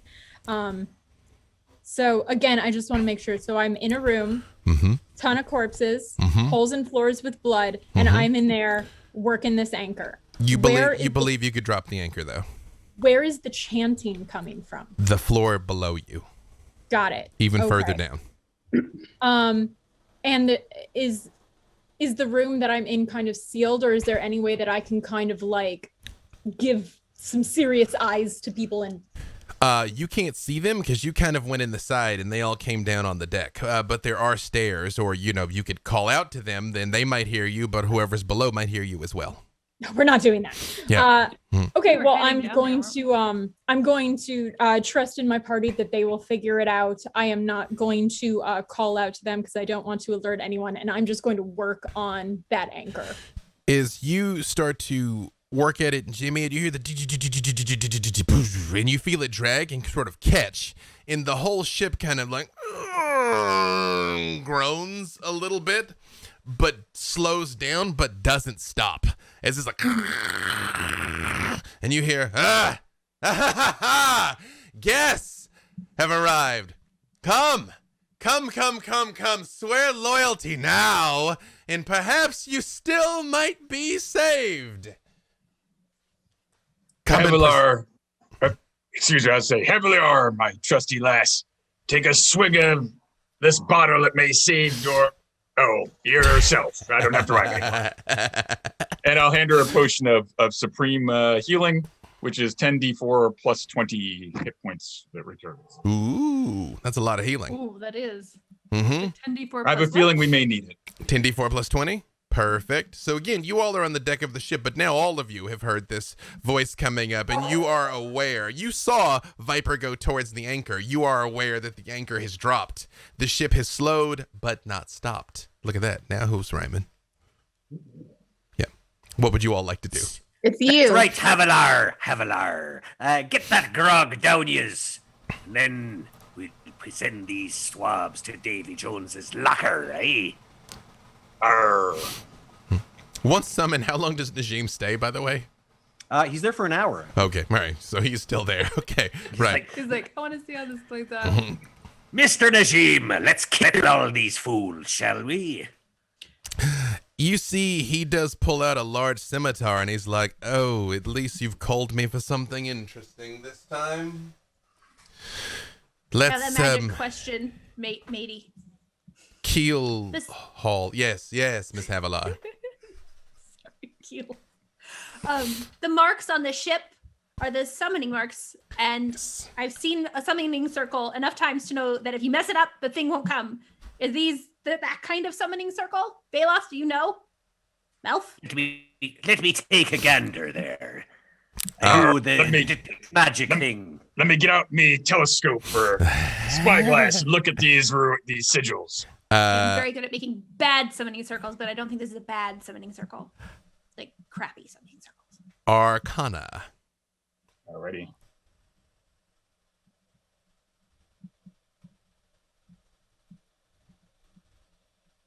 I don't go for this fancy book learning. I'm a sorcerer, and I learned it on the streets. I did on the waves. A dirty 22, which is my favorite kind. That is the best kind. You think you might be able to disrupt whatever's happening. You don't think you could stop it, and you would need to do it from the epicenter of where it's taking place, which is not here. Viper, once To you disrupt this, we need to get to the middle where the action is taking place.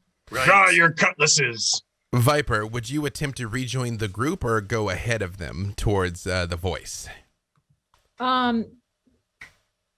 Did they hear? Like, are they aware downstairs is happening? They actually didn't. Once the anchor dropped and the like, come and present yourself and beg for the mercy of the Wave Mother, everybody heard that. Yes. Okay, yeah. Mm-hmm.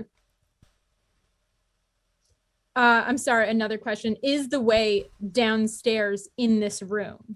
I mean, you're the Black There's the Viper. hole. Like no way is like barred to you if it were your goal to try and find a way down. True, but we rogue's got a rogue. We gotta be sneaky. Yeah. All right. I'm going to. I am going to rejoin the group. Okay. And just relay to them that, like, the bodies are all in there. Actually, no, I do not. How chaotic do I want to make this game? More chaotic. Most chaotic. Do the okay. chaos. Yeah. Okay. Yeah. Let me just check. Just real a single quick. tear down Baloth's eye. You're not even sure why, Baloth. Just Just like someone's being chaotic somewhere. All right. I'm going to go to the end of the room, pop open the door to, reach my friends. Mhm. I'm going to tell them. I'm just going to say it because my brain is doing too much for pirate speak. I'm going to let them know that the bodies are in there, that all of the crew is dead, and they have been bled to the blood going downstairs where some magic stuff is happening. I don't have a brain for it. I don't know. And I tell them to go ahead, but make it quick because I'm going to take care of the bodies. Because I figure if we destroy the bodies, maybe the souls will like get a little disconnected or something. Okay. Ship. Wait, what'd you say, Hyvalar? Maybe we should just blow up the whole ship with your fire thing. I like that. I does. Says Definitely eyes to you. working on it. Basically, I'm going to turn around and go to the bodies and bring out my alchemy jug and just start pouring oil, delicious flammable oil, all over that room, which I assume, put it all over the bodies and maybe mix a little with the blood so it starts going. Start a little leaking down into the bottom, dripping into the hole. Down there. Perfect. And I figure it's going to take me a second to just coat that room. So you all see she reveals to you what the plan is and starts shaking out the oil. Do you all proceed to the lower decks or do you stay here? Baloth, also, the magic it's still getting stronger, like exponentially compounding. And it seems like it's sped up since the ship left the dock too. Time is of the essence, as we were warned. Let's go. Down to the hold itself. Put paid to these rascals, shall we? May the rascals or rapscallions, we'll treat them the same. As you all get down into the hold of the ship, grimy portholes show the waters of the bay flashing past, reminding you how fast the muskrat is moving, even though Viper dropped the anchor. The hold of the ship has been emptied of everything but scattered refuse and is covered from wall to wall, floor to ceiling, with sigils of conjuration painted on that with rare ritual components. A figure stands near the bow space, loudly chanting a benediction. The name of Umberly is heard, along with the sinister phrase, "The servant will rise and destruction begins." In the middle of this summoning circle here, where she's standing there chanting, you see something familiar and terrible. You see both Zuni and Freely bound up tight and laying on the ground like they are unconscious, possibly dead, both laying in the middle of the circle where she's chanting, and you see glowing light around them is building up. Now, I figured that as I'm throwing the oil everywhere, I would have peeked down one of those holes. Mm-hmm. Do I also see that? You didn't mention peeking down a hole before you started pouring oil out. Oh no, the oil is still happening. I did not say that I did not pour the oil. I'm just saying amidst that, I would do say I notice? You would look down and you would see that as well as your friends are going down there. Oh, I got to remember to look first. All right. Already started. Well, the only thing to do in this situation is parlay. I don't think so. Do we? Are we in combat? Do we have an action? As of yet, she's just standing there. She said, like, "Come on down," like she's aware of your presence. But when you get there, she does not stop what she's doing. When you will make your way down into the hold. Well, I'd like to drop 2 meteors on top of her to try to disrupt what she's doing. You're gonna go ahead and drop the K. All right. That's how you say hello. And I'd like to follow that up with 2 things. I'll use a bonus action to summon my Hound of Ill Omen, which means she will have a disadvantage on the saving throw against the banishment I'm about to cast on her. Perfect. What level, by the way, is Minute Meteors? It's just I just cast it 3rd level. 3rd level, okay. Yep. And what level spell is Banishment? Banishment is a 4th level spell. Perfect. There's nothing else in the room with her besides her, right? Freely and Zuni in the circle in front of her. But so far nothing. Okay, so 4th level. The I'm minute noticing you said meteors. so far. I'm noticing that. The minute meteors hurtle Melf out of your hand and just Disappear. just dissipate. And she stops and she turns around slowly and looks at you and she's like, "Ah, you think and you've been adapted the tongue of the pyrites, eh? No. I've come too far to be stopped by the likes of you. I should be grateful, yeah. It was only between this wee fella here with his connection to the divine and your big dog here's connection to the infernal that made this possible. Bad dog. And you all hear, and the whole ship shakes. Did they just release the Kraken? Finally, Slathgrel has returned.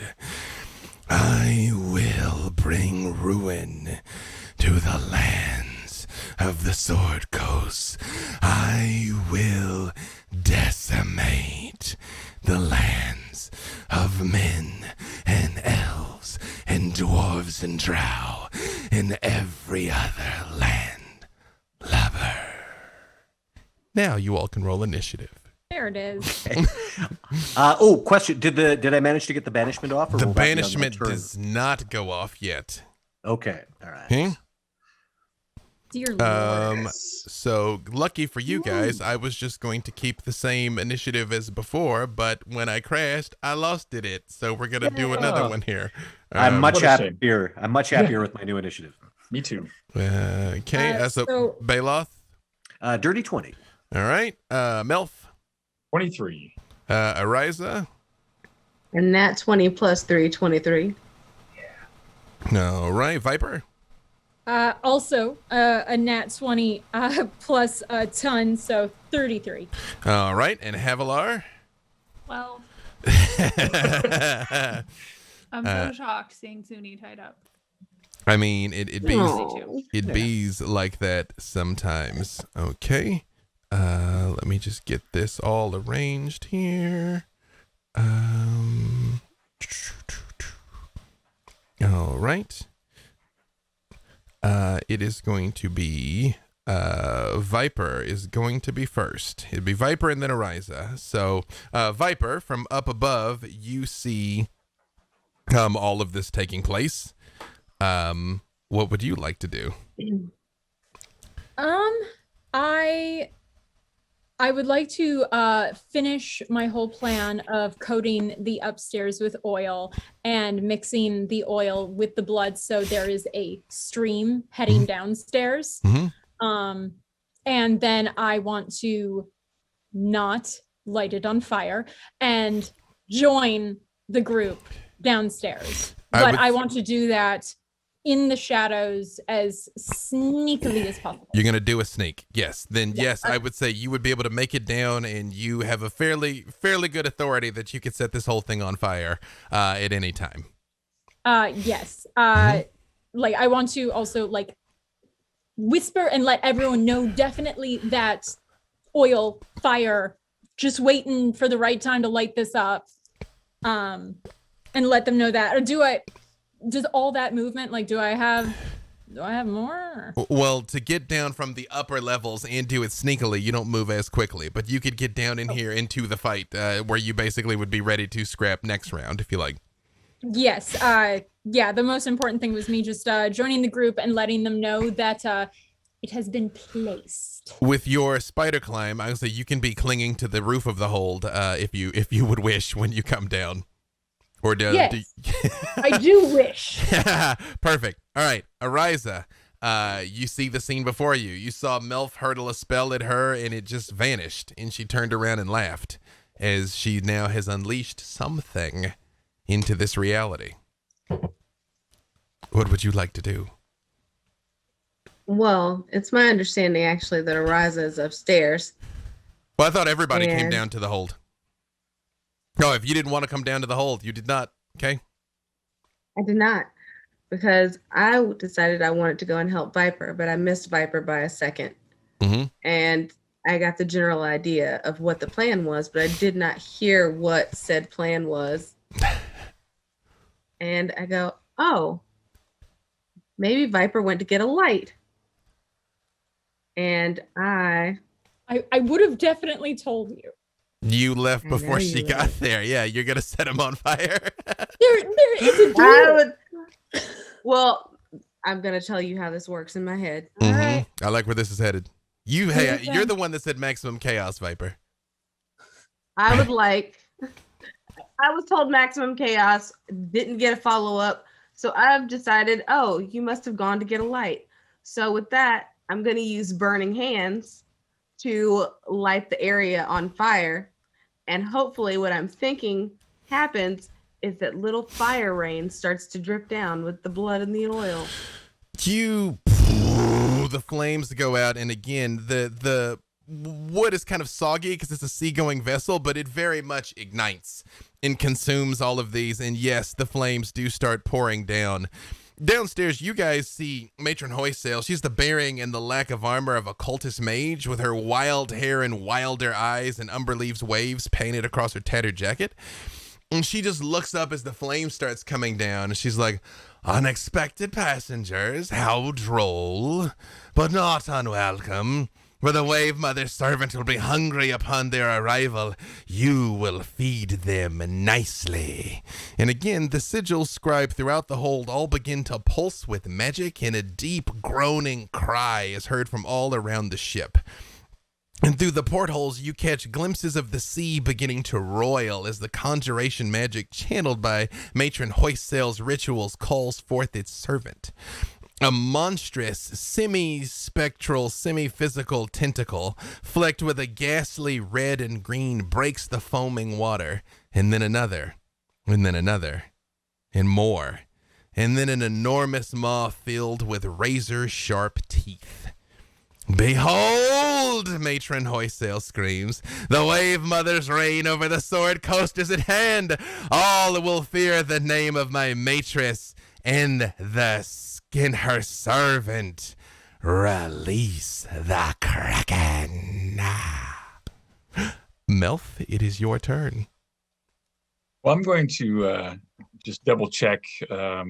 There's no way this thing has been conjured. There's no way to interrupt it at this point. I was just that much too late. So, you don't think you can stop it, but you do think you can perhaps slow it down if you were to disrupt the ritual. All right. So looking at this, I mean, we got Infernal. I'm thinking I have to somehow separate these guys, get them out of the middle of the circle. I don't know if would a Dispel Magic do me any good on this one, or it's just probably too vast and it's a ritual. Probably going to be bad news, huh?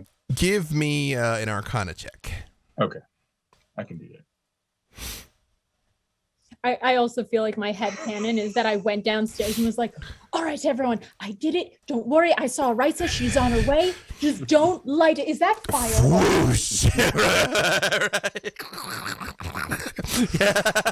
It's Like, yeah. as I'm explaining it, I'm just like, "God, I was just up there."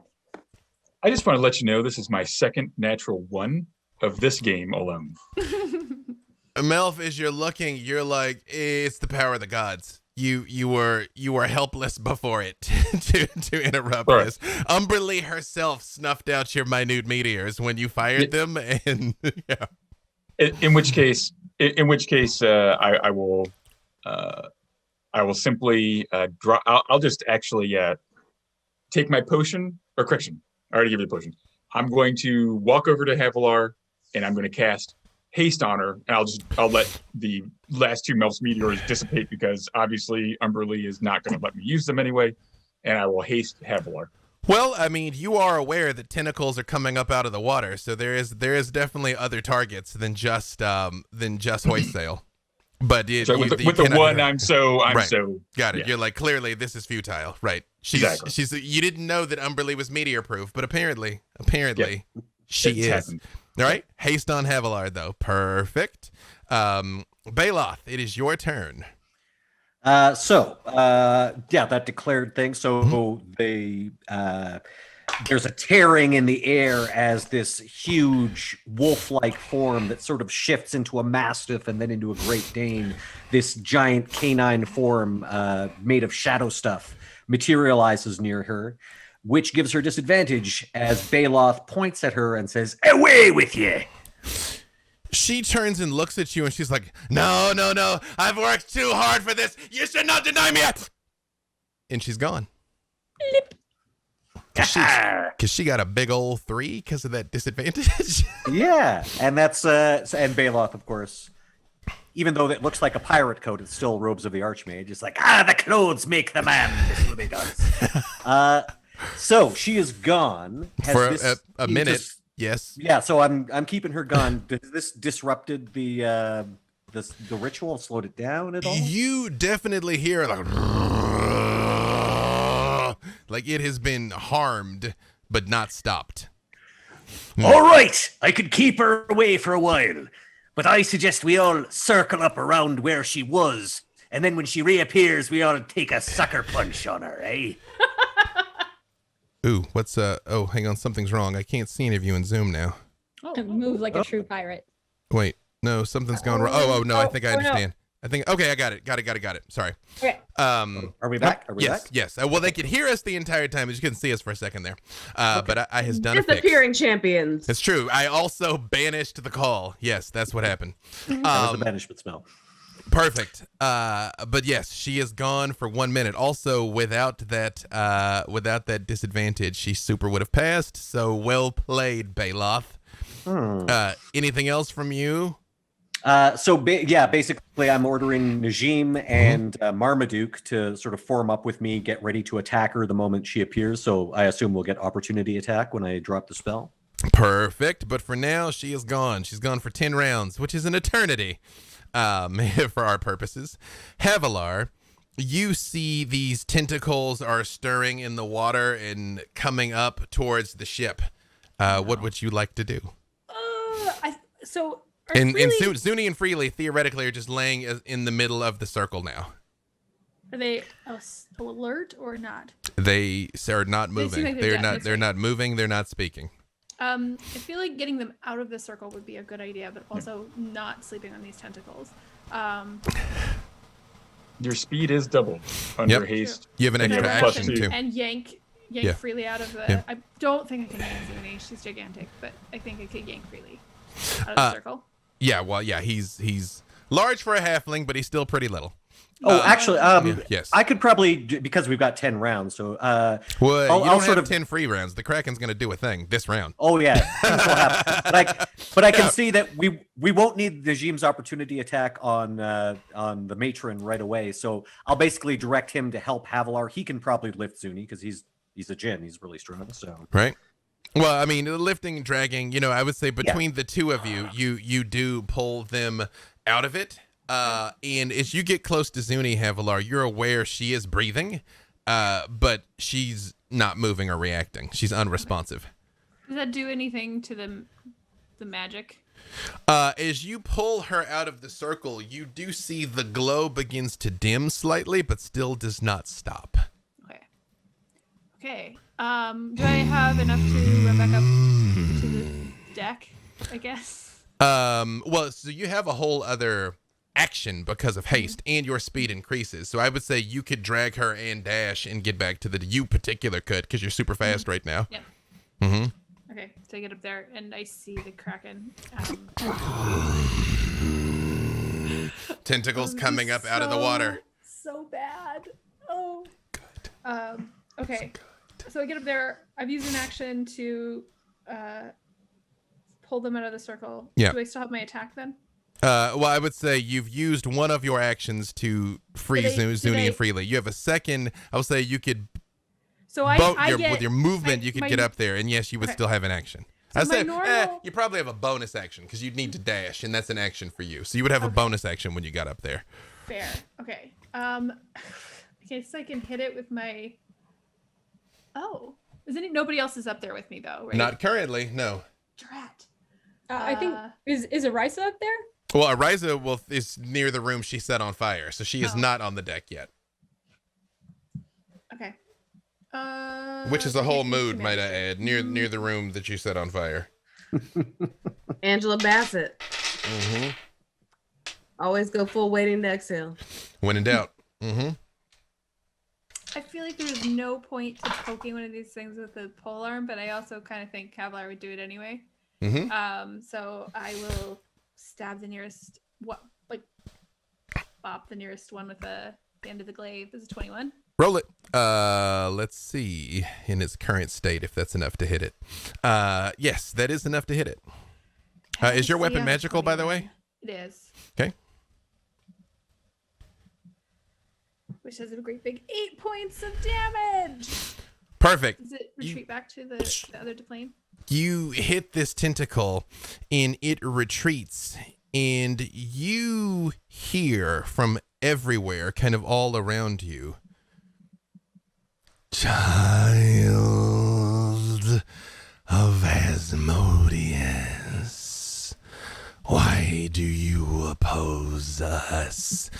You should have no love for the worlds of men." Correct me if I'm wrong, but you said you're going to eat everybody on land, and that includes me. So You've chosen death, then. not intentionally. But you can walk on water, so. Perhaps I shall simply consume you I'm out. last. And you guys hear and lightning erupts all around the ship. All of you make dex saves. You have an advantage on dex saves because you're hasted. She has advantage on dex because she's hasted. No problem. All of you dex saves.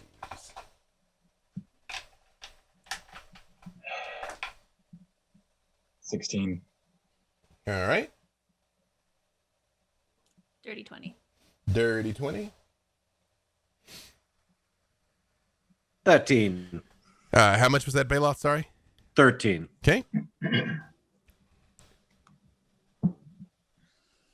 And Ariza?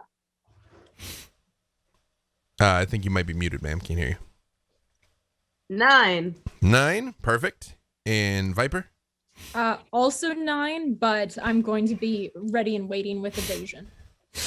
Yes. Well, your evasion very much could go off as Bailoth, Ariza, and Viper do not make the save and take 20 points of electrical damage, not counting whatever your evasion is there, Viper. Melf and Havilar, you are able to evade it and only take half.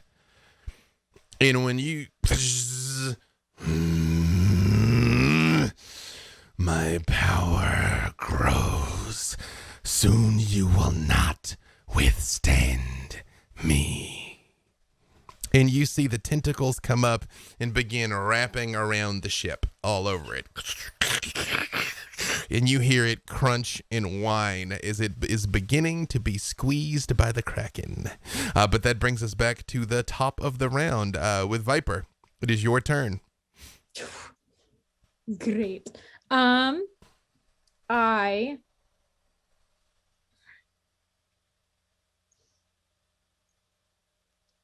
Is there any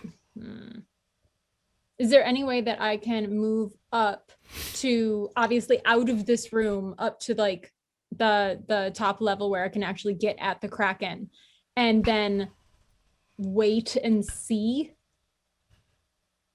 Wait and see what? Like, can I like split my...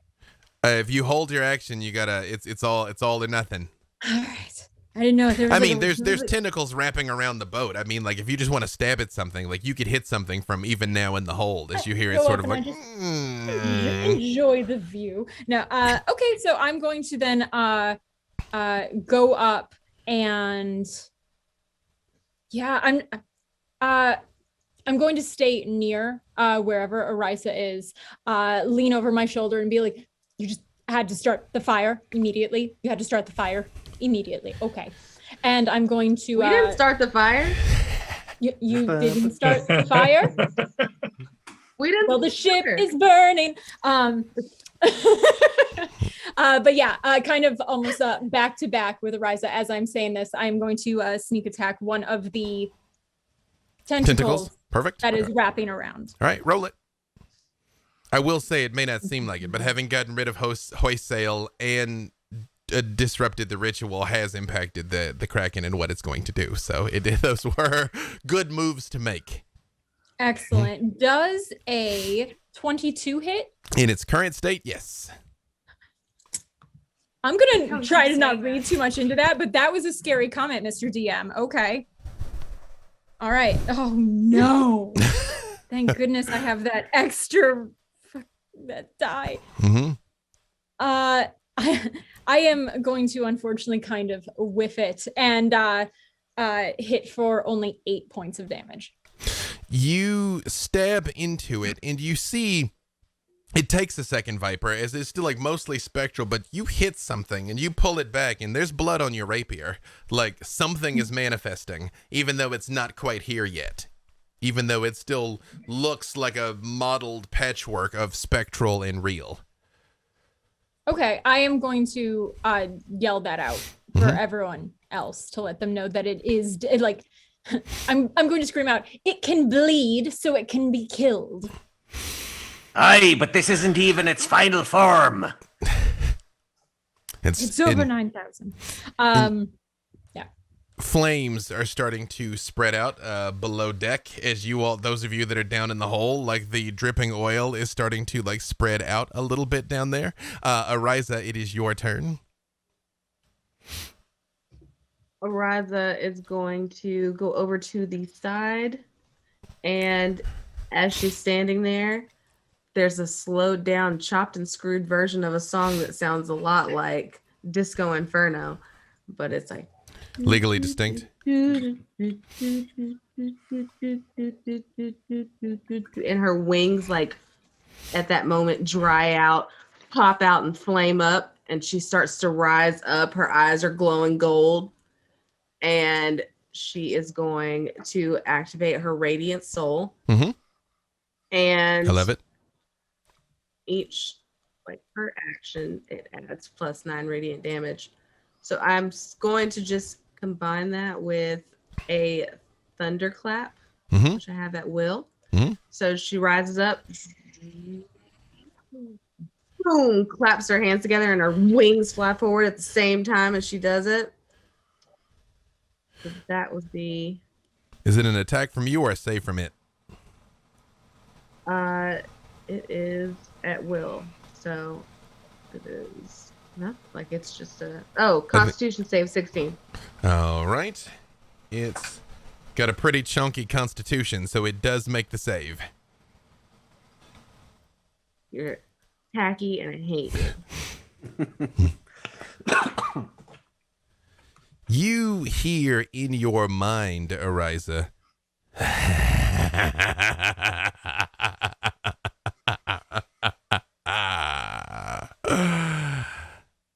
Cute.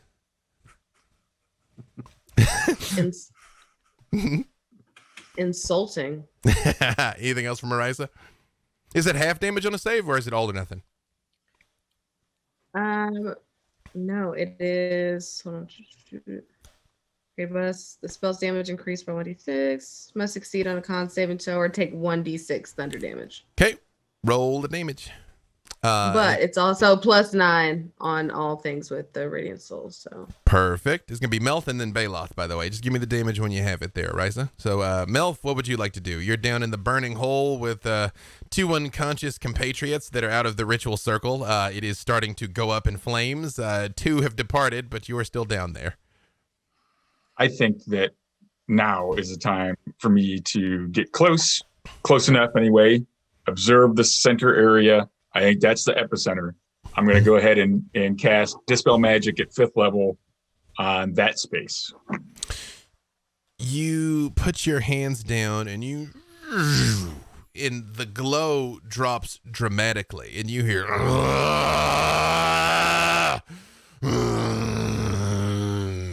you are definitely affecting it with this.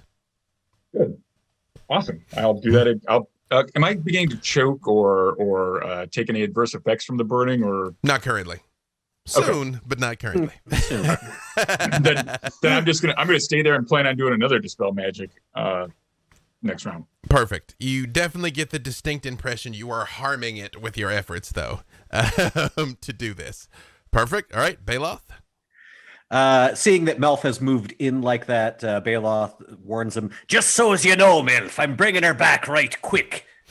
Hopefully she won't be around for too long if you get me drift.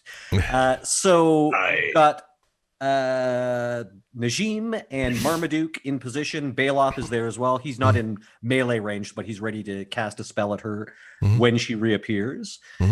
So yeah, I guess so it's just like a free action to just drop my dispel and bring her back, and then we all get our opportunity attacks. I mean, do you want to bring her back and deal with her currently, or do you want to fight the Kraken first? Because it is a free action just to bring her back or leave her out of the fight. I'm thinking like sorry. Can I get in on this action if you tell me? Yeah, just like attack. that. It's like, we've got she's gonna be popping back. We might as well just hit her with everything we have. Her just coming back will not automatically give you opportunity attacks because she's not moving out of your space. She's coming into it. But I will say you can get a surprise round. Where she doesn't know that she's being brought back from a pocket dimension. Yeah, sorry, wrong term. I meant surprise attack. So so that will be Najim, who basically gets 3 attacks with his scimitar.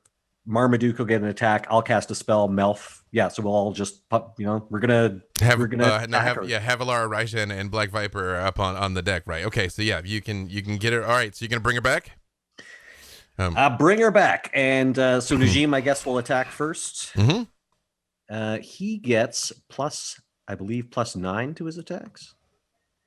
Yes. Sounds about right. Melf, I will give you an attack on her because this round you cast the Dispel Magic, but I'll give you a free lick because you knew the plan. I'll take it.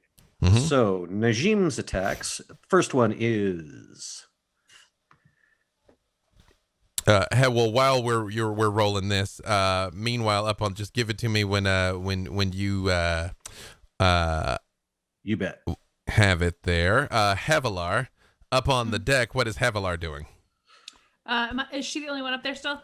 No, Viper and Ariza have both come up where you can see them now. Okay. It seems so futile to just be like chopping at a Kraken. I will tell you, 15 is the number you need to beat, by the way, Baloth. All 3 of Najim's attacks have hit. Okay, perfect. Did you get my damage? It was 1d6 plus 9. So what was the total? It's 14. Perfect. Okay. Okay, and I'm just gonna roll since all 3 hit. I'll just roll all the damage together. Yup. I'm very excited for this. And what is Baloth himself going to do as well? He's going to be casting, I believe, an upcast a spell on her, and she'll be at disadvantage. So it does Najim's attacks do a total of 18 points of slashing damage. Okay. In addition, he does. Sorry. He does 8 points of lightning damage and sorry, so complicated. And a point of thunder damage as well. Perfect. You see, even though she clearly is not prepared for any of this, when she appears, she looks very shocked. His wounds are not as deep as you would expect them, to see the extent to which he's just like teeing off on her. He is cutting her, but not as deeply as you would expect, and he is shocking her, but it is not burning her like you would have thought either. Okay, interesting. Meanwhile, Marmaduke is going to attack. And he is Direwolf, so he's going to get, I believe, a +5 on this attack.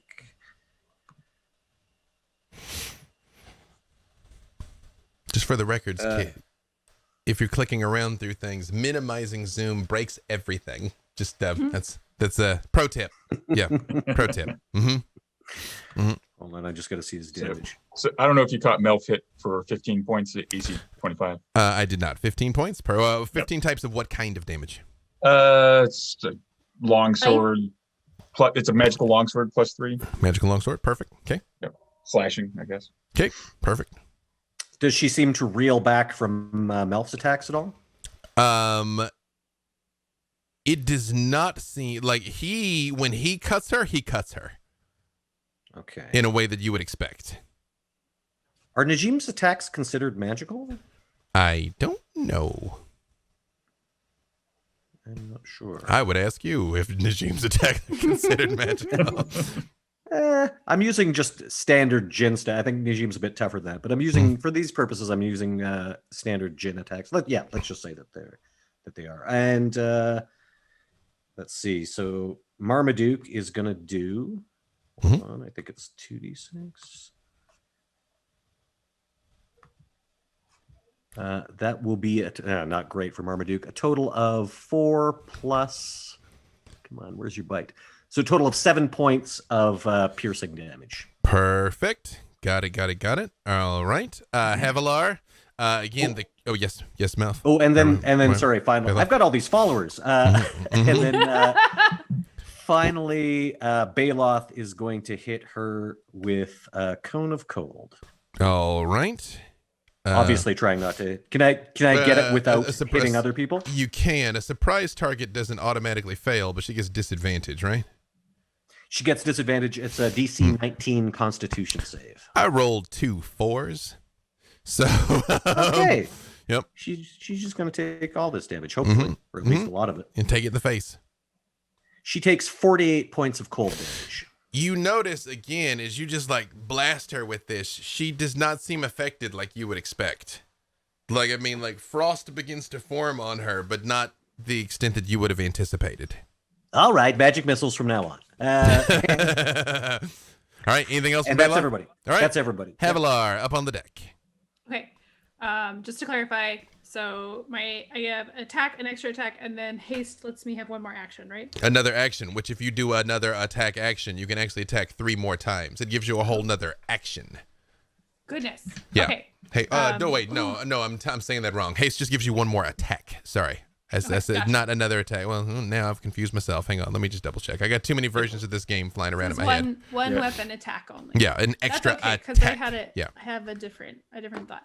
Perfect. Okay. So I will. Okay. So first, I'm just gonna. Action surge. I'm thinking about that gives you a whole another attack have one of action, those. which means then you can attack. So I might as well do that too. yeah, so here's how it would work. If you first attack action is attack bonus attack. If you action surge, you then have 2 more attacks, so that's 5. Then with haste, you have 1 more, that is 6.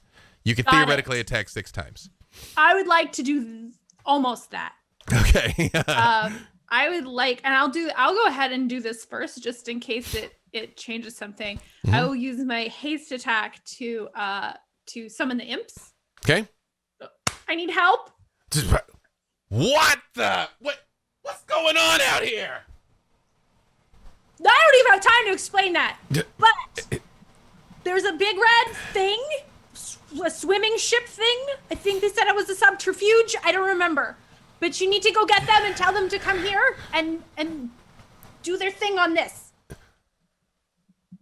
That makes far less sense than you think, but okay, we'll figure it out on the way. Swimming boat full of drow that shoots things. They do fly in the direction that you pointed.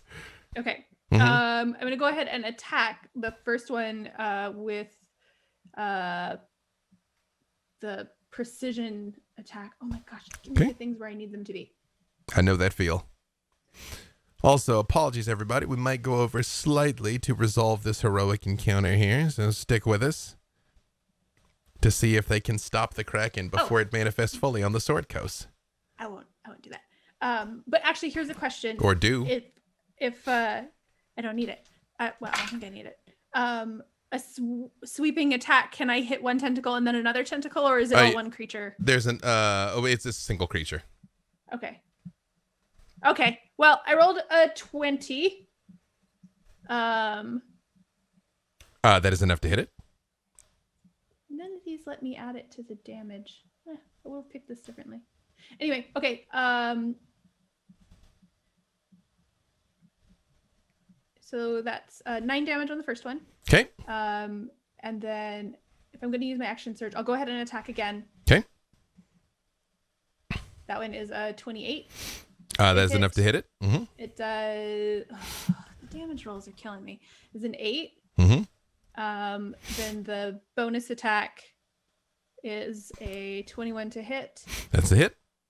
It does. Well, you only get the one bonus. 5. It takes an action to summon the imps, right? Is that what Yeah, it was? Okay, cool, I think cool, so. cool. Yep. I'm asking you. So that okay. was my haste. That's honestly that's been DM because I made that up. It's not Perfect. in the book. Got it. Okay. And Sounds then right. for action surge, Mhm. I will hit it one more time. Oh, but I'll miss because I rolled a 1. That is a miss. And then my second attack, I'm going to use Commander's Strike, Mhm. and I'm trying to think of who did a bigger boom. Ariza. Mm-hmm. But I say hit it again, and then you get to use your action as a reaction to wallop it. Go ahead and attack, Ariza.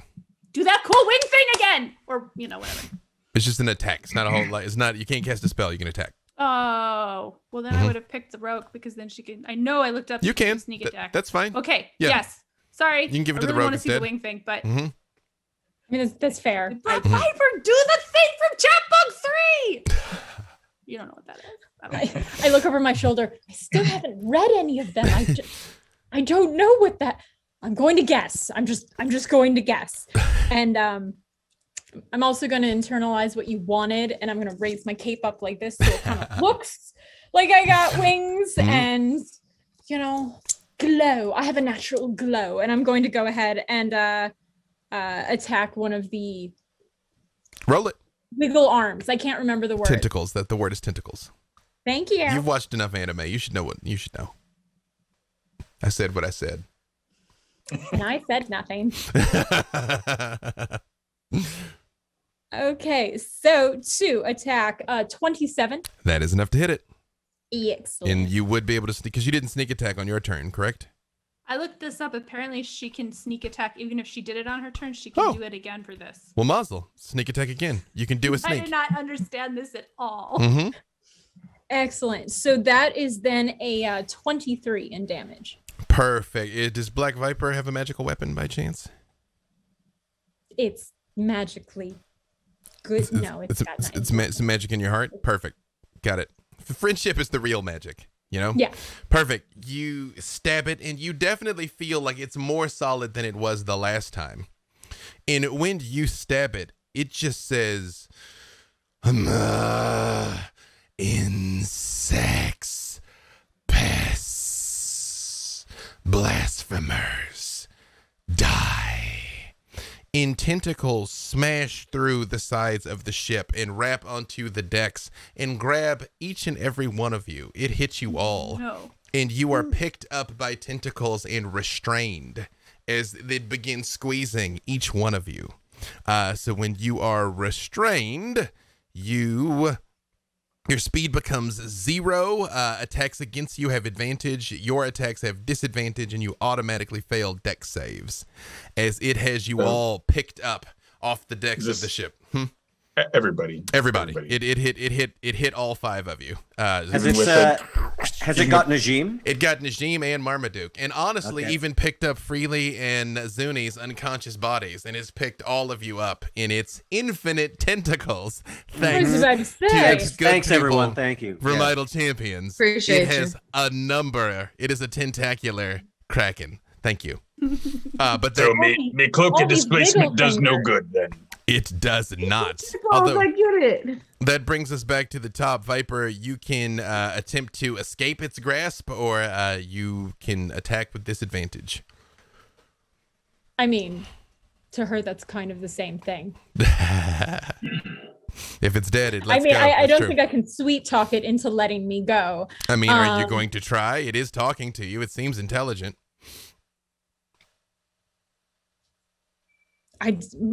I don't trust that my charisma is that high. I have high charisma. I mean, I can steal the pants off of Melf, but I don't think I can charm a kraken.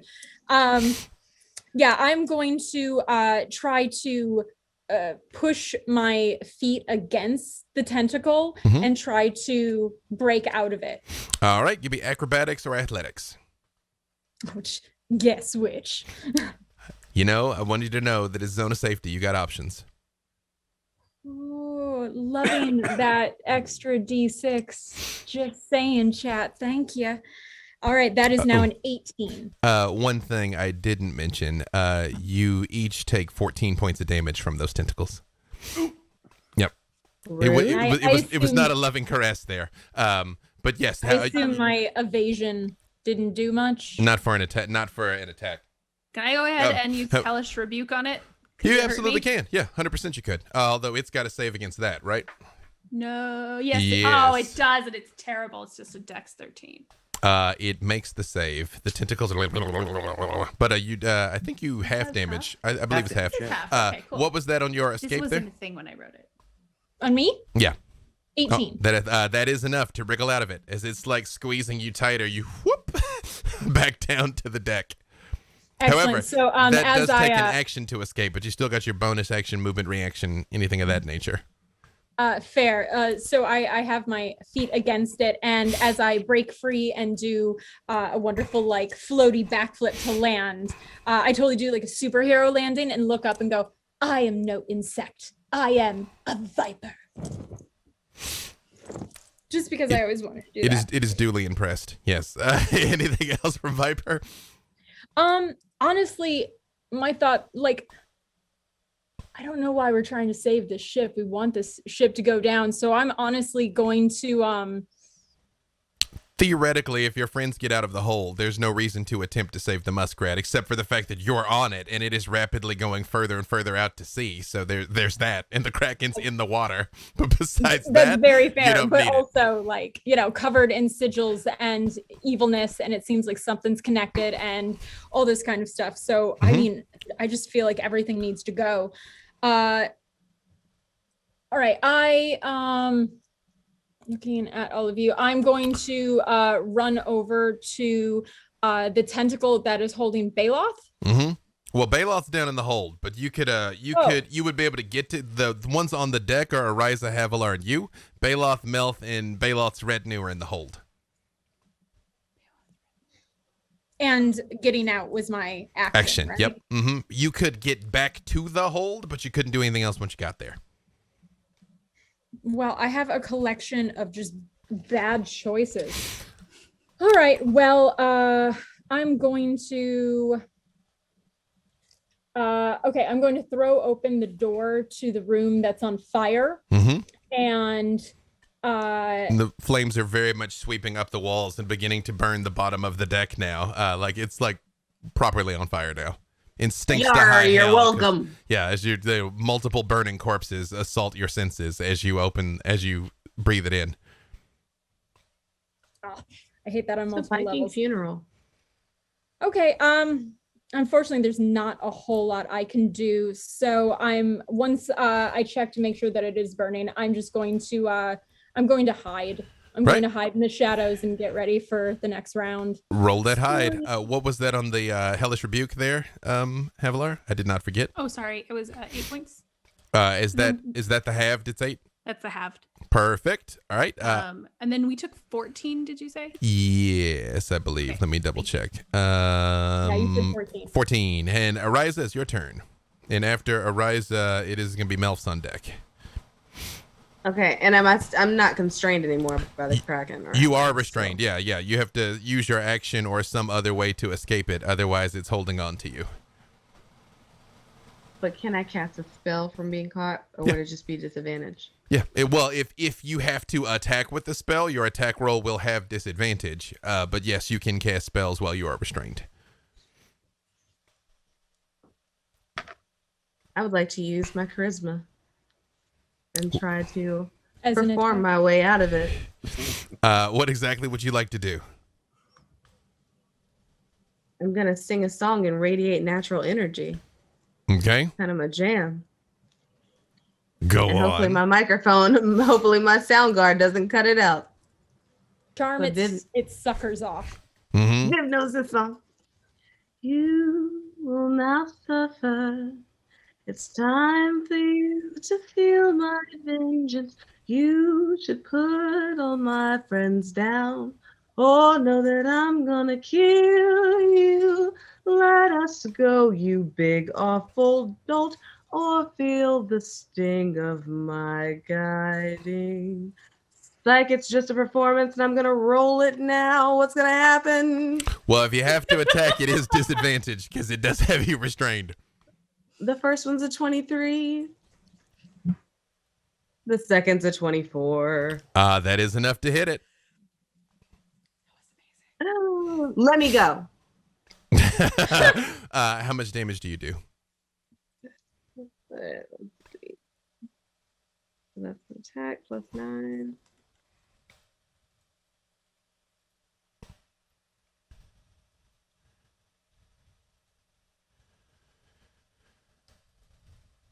After this, it is going to be Melf and then Baloth. 17. 17. With your guiding bolt. The next attack against it. Oh, will wait. No, with my guiding bolt. Hold on. Sorry. Mm-hmm. Hold your horses because I just did that wrong. Mhm. Give me a second. Mm-hmm. Pop, pop, pop, pop. So it's still a 23, but the damage, it's actually, hold on, 34. 34. Perfect. And the next attack against it will have advantage, by the way. Ariza, as you do this, you see the tentacle comes out over the water, and down in the water, you see a pair of partially formed eyes look up at you and says, I'd planned to consume the child of Asmodeus last, but I think I will keep you in a cage to sing for me for eternity.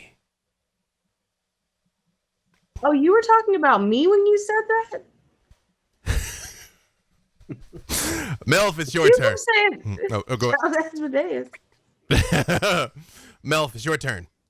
So this thing that grabbed me, you said, is partially material and partially ethereal? You, especially you as a spellcaster, you and Baloth, really by now, all of you kind of get the idea. She's still in the process of summoning it. Like the ritual is still happening. Like it is Right. manifesting more and more into the prime material by the second. So is it specifically ethereal because the Spear of Zagig does allow me to go invisible or ethereal at will. So instead of being squeezed, if I could just go ethereal for a second, drop down, and then become material again, I would. You would be able to evade it if you were to turn ethereal. Okay, I'll Yeah. turn ethereal, and that way, hopefully, that's not my act. I mean, is bonus it? or something. I don't know. Yeah, I'm like, yeah. Again, this would be one of those things I'd ask you. Yeah. No, it's you're the GM, so I just don't want to be too. Got yeah, it. I don't That's wanna a bonus. be- You can bonus action ethereal. Okay, and then I just want to cast Dispel Magic again. Then at 4th level this time, and target a Perfect. different portion of the equation, of the arcane equation that's on the walls. Perfect. When you hit it with the spell magic, this time you see that, and the glow stops, and you hear it,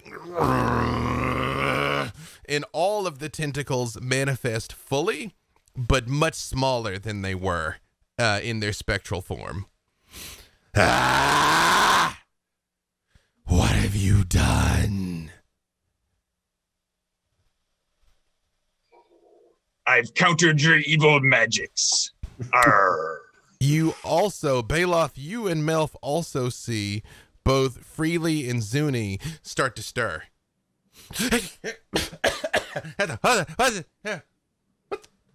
Where? That's a lot of tentacles, you guys. What is going on? Baloth, it is your turn. All right, so is Baloth still restrained by a tentacle? Oh, yes. You, Okay. I mean, the only ones who have escaped are Black Viper and Melf. The rest of you are restrained by tentacles.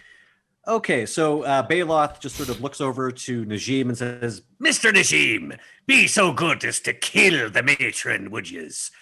and Najim turns into gaseous form. He uses that ability, and so he is free of the tentacle now. Baloth, he's within. He can probably get freely with this.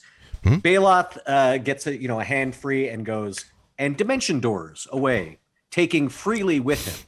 And I assume I'm on my carpet, so it goes with me as well, right? Yeah, where are you going to dimension door to?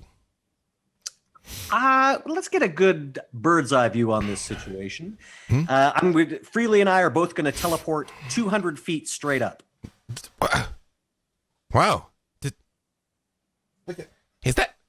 Is that a kraken down there? Like, I thought it was like much bigger. Like, I mean, don't get me wrong, this is like objectively terrifying and it's going to destroy the ship, but wait, is that a drow submersible? Aye, Mr. Freely. I see you've got eyes in your head. How long was I out? A while now, but don't worry. I think we're in the end game, so to speak. Oh, well, all right, let's do some hero. And you see he draws one sword and the second sword just comes out of his mechanical arm. And he's like, oh, well, I mean, thank you for that. Thank you. And then using my move, I take the carpet 80 feet down in a dive. So we're now 120 feet away from, I guess, the surface. Meanwhile, so Najim can just attack because he's free now. He can just attack the matron, right? Yep, he sure can. And I'm going to add Freely and Zuni and the drow to the initiative track. Actually, Zuni will act when you nag, Havilar. So for his attack, he rolled terribly. As did the drow. Yeah. Okay. And can Marmaduke attack the tentacle that's attacking him? He sure can. He'll roll with disadvantage, but he can. Okay, let's try that. Roll twice. Oops, sorry. Gotta redo that.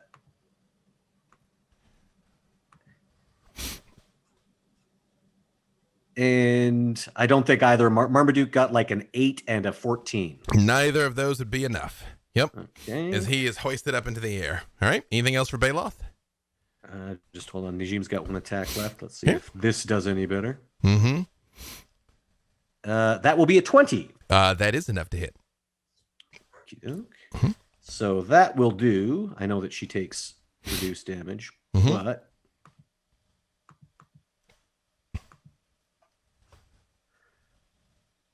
that will do 15 points of slashing damage. Okay. Plus another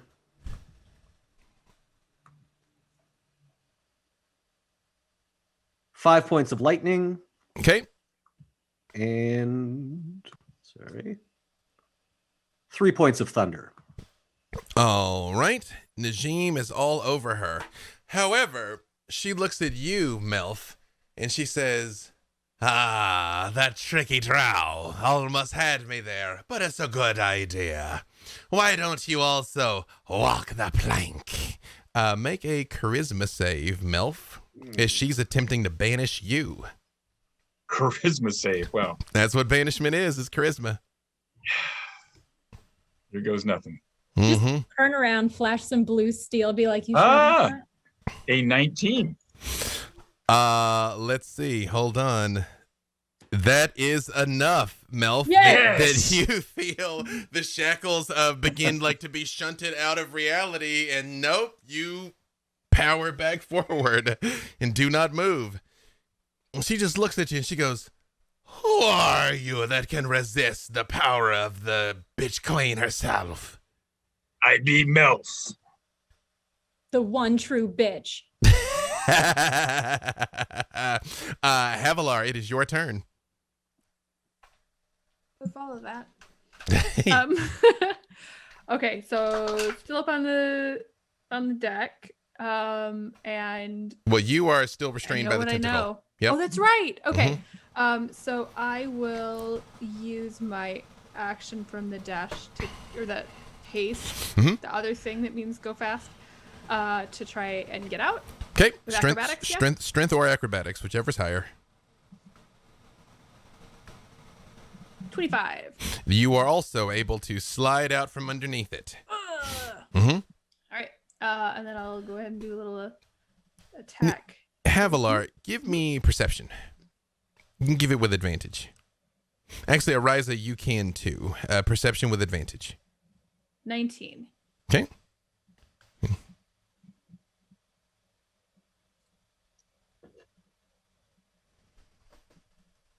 And what did Ariza get? 25. Both both Havilar and Ariza, especially Ariza, it's holding you out over the water looking at it. You have an even better vantage point than Havilar. You see now it is very much flesh and blood and smaller than it was, but it also looks like something's wrong. Like the tentacles are like bumpy and disjointed and things, like it didn't form properly at the point in which you interrupted it. Like it's literally like half baked. It's still terrible, but it's like malformed. Fomorian Baked Kraken. Alaska. But yes, that's something you're aware of. So we're fighting like the Walmart version of Kraken. Like the Wish version of the Kraken.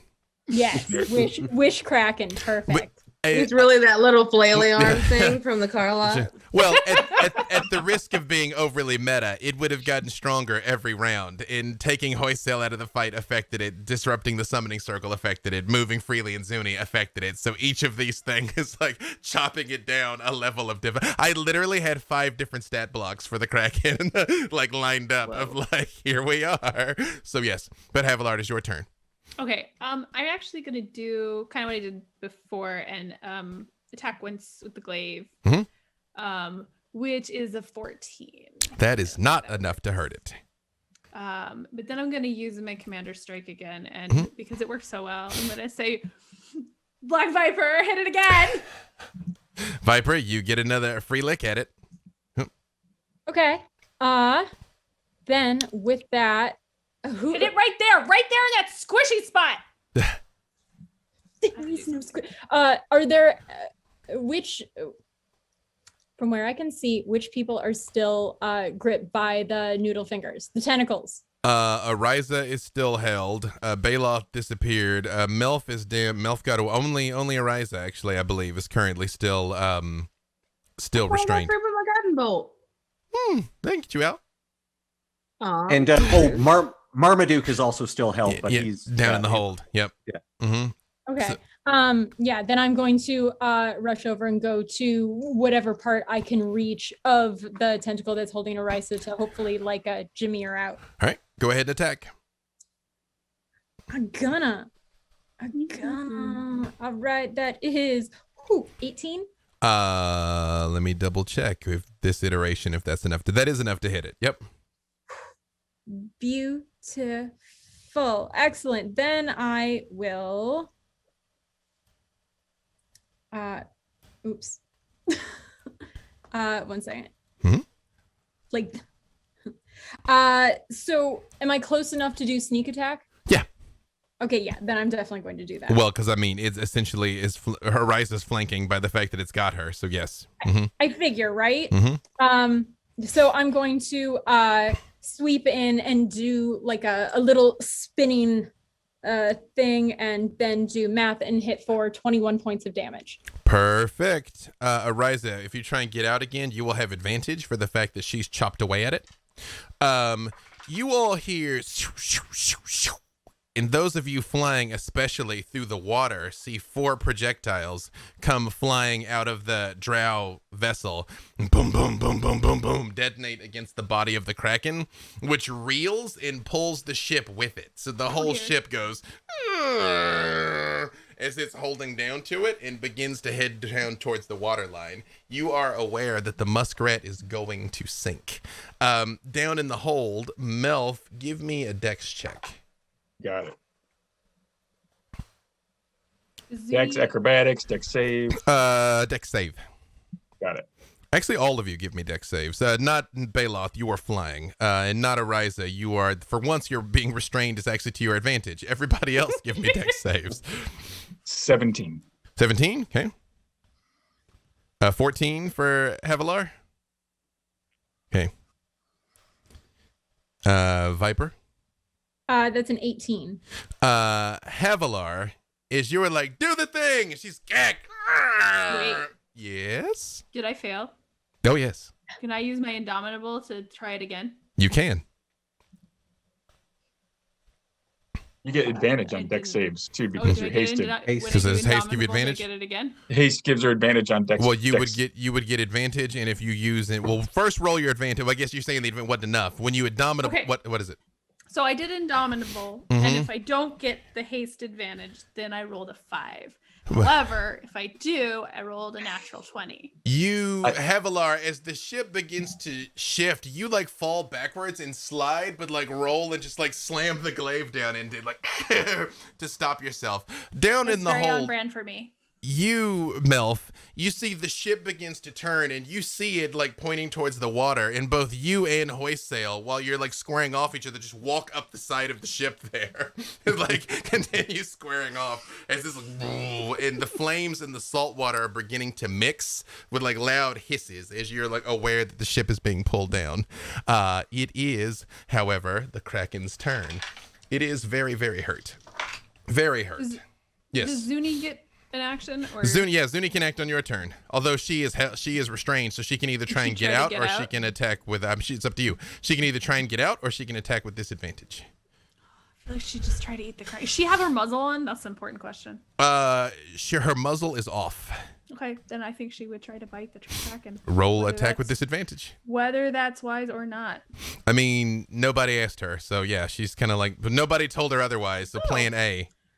So I rolled I rolled the same thing twice. So it's for a bite, that's 19. That is enough to bite it. Okay, so Melf, you see this Nessian warhound, the size of a horse, just like go to town on this tentacle that has it there. Okay. Sorry. Does that thing eat fish? It shouldn't, but it does. Yes, but it does. Shouldn't. It's 10. 10 points of damage. 10 points of damage. She tears a ragged hunk off of it. However, it is the Kraken's turn again. And you, hold on a second here. Let me just double check something. It hits all of you but Baloth. It lashes out at you, Baloth, and it misses. Although it does, however, even pluck freely off of the back of the carpet as he is going by, but you do manage to evade, and it grabs all the rest of you again. Ariza, you, who it already had, you see this face down in the water that is like clearly bloodied and pained that says, "You will come with me." And you see the tentacle pulls Ariza down into the water. Down underneath. It's trying to eat you. That brings us back up to the top. Delectable. Viper, it is your turn. You, although now you are freshly re-grappled, as it very much is pulling the ship under the water. Like, it's clear to all of you. It's going down now. So when I was getting grappled, once again, I couldn't use evasion or try to... Same thing. It's just, if it hits, it grabs you. That's how the Kraken works. And it's got a pretty chunky bonus. It only missed Baloth because it got a 1. Otherwise, it kind of doesn't miss. That's fair. I mean, it's worth a question. All right, yeah, I'm going to. I will say it is clearly grievously injured. Like, the tentacles they're burned, they're cut. I mean, it's like it's deeply harmed. It is also very much still fighting. Every single one of my other like chaotic creatures is like, bite it, and I'm like, no.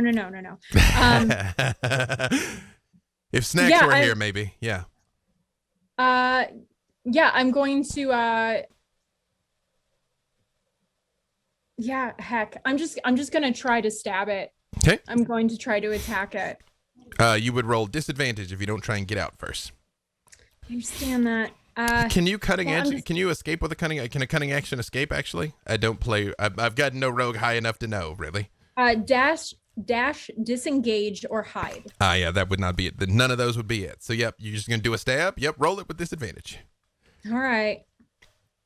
And after this, it is going to be a waterlogged Ariza who is being pulled down.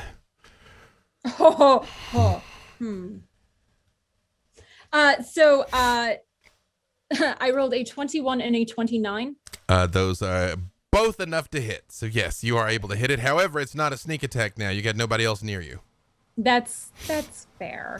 Mm-hmm.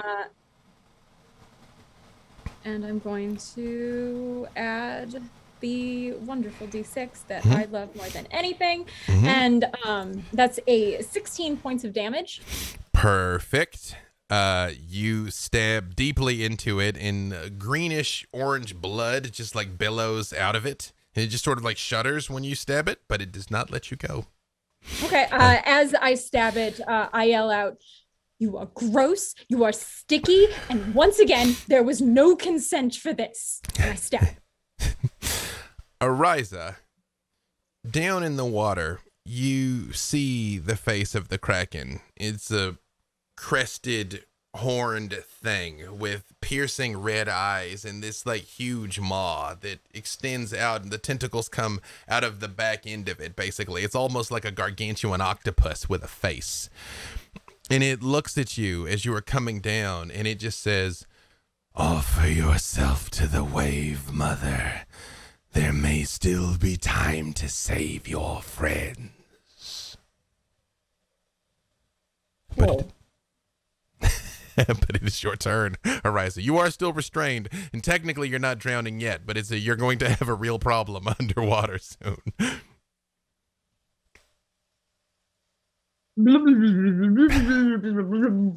The mouthers are back. Oh no.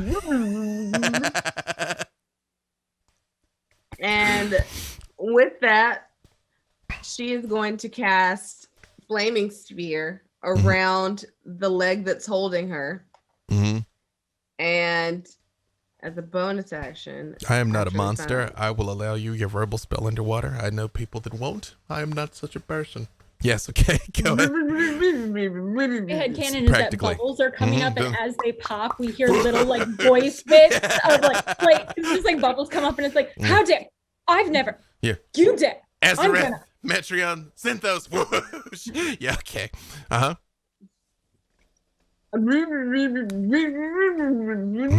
Mm-hmm. Is that an You attack need for to you? Or... succeed on a you need a dex of 16. All right.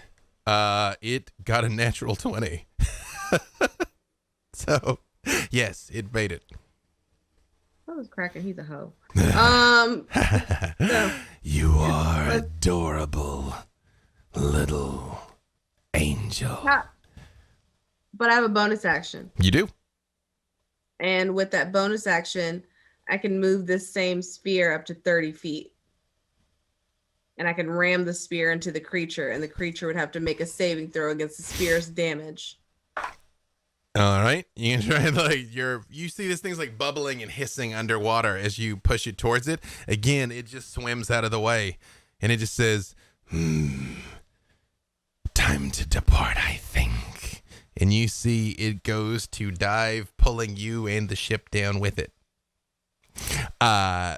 It is it's Freely's turn. Let's see. He is still very much caught in one of these tentacles. As he's looking around, and he's like, you guys, I don't even know what as it's pulling him downward. You see he looks over at you, Havilar. It's funny because I added him to initiative and then didn't even think of that myself. He looks over at you, Havilar, and he says, okay, you guys, I'm not 100% sure if this is going to work, but I think maybe you all need to be able to breathe underwater. And he hits Baloth, Black Viper, and Havilar with water breathing himself. As he's like, you see he goes down under the water too, being pulled by the Kraken's tentacle. He could not reach Ariza, but she was too far away. Melf, down in the hold, it is you with hoist sail in a rapidly sinking ship now. Although you are restrained by a tentacle, and she is not. Do I have at least And the one ship is on hand free? fire. And the ship is on fire and burning. Yeah. Mhm. And do I see, is water rapidly rushing in? Like I'm Oh super no, in big trouble? he's like actively pulling the ship down beneath the waves. Yeah. Oh, Like so- this is probably its last round before it goes underwater. Okay, so drinking a potion is an action Yes. or not? Yes. Mm-hmm. Grumble. What's the potion you want to drink? Water breathing. I'll make it a bonus action. Okay, then Yeah. I will point my finger at Matron Hoist Sail. Mm-hmm. Take this, ye salty Dog. And I'll blast her for 20 points with magic missile. All right. You see as the missiles like hurl up, she just holds her hand up and they and she goes, I think you and I will stay locked in battle to the end, I think. And then I'll sip that potion. You should have left me banished. And Baloth, it is your turn. Baloth, everything is falling apart. You realize you have mere seconds before the ship and all of your friends are pulled down into the briny deep. Okay, so several things happen. First of all, down in the hold, Najim, seeing that his scimitar is not that terribly effective against her, points at her, and a whirlwind suddenly materializes around her. She, I believe, must make a DC 18 strength save or be restrained by it. She does not make it. She is restrained by the whirlwind. Okay, and I'm just seeing if that does any more damage here. I just have to go to the Jin stats. Here we go. No, they're restrained. She is restrained currently. Yep. She very like her feet lift off the deck of the ship as she's like struggling, but cannot get her footing as she is wrapped in the wall of air. Okay, so that's what Najim does. Meanwhile, Marmaduke suddenly vanishes from the tentacle that he's entrapped in, as Baloth, who is using his move to dive down towards the Kraken. Suddenly, Marmaduke like materializes right above the Kraken and like drops on it and attacks it. So he does. What's the Kraken's AC here? 17 is what you need to beat for the Kraken currently. Marmaduke, he jumps on it, but does not actually do a successful attack. However, he's right next to it now, which means that it receives disadvantage on the banishment spell that Baloth is about to cast on it. And Baloth, as he dives down on the carpet, goes, "That's right, ye swab, ye believin', but not the way you think." So at disadvantage, DC 19 charisma save. He would have made it without the disadvantage. Thank you, Marmaduke. Yes. Thank you, Marmaduke. Baloth, man's best friend. You see the head turns and looks back at you and says, "Drow, I will not forget this outrage. The Wave Mother herself will..." And it is gone.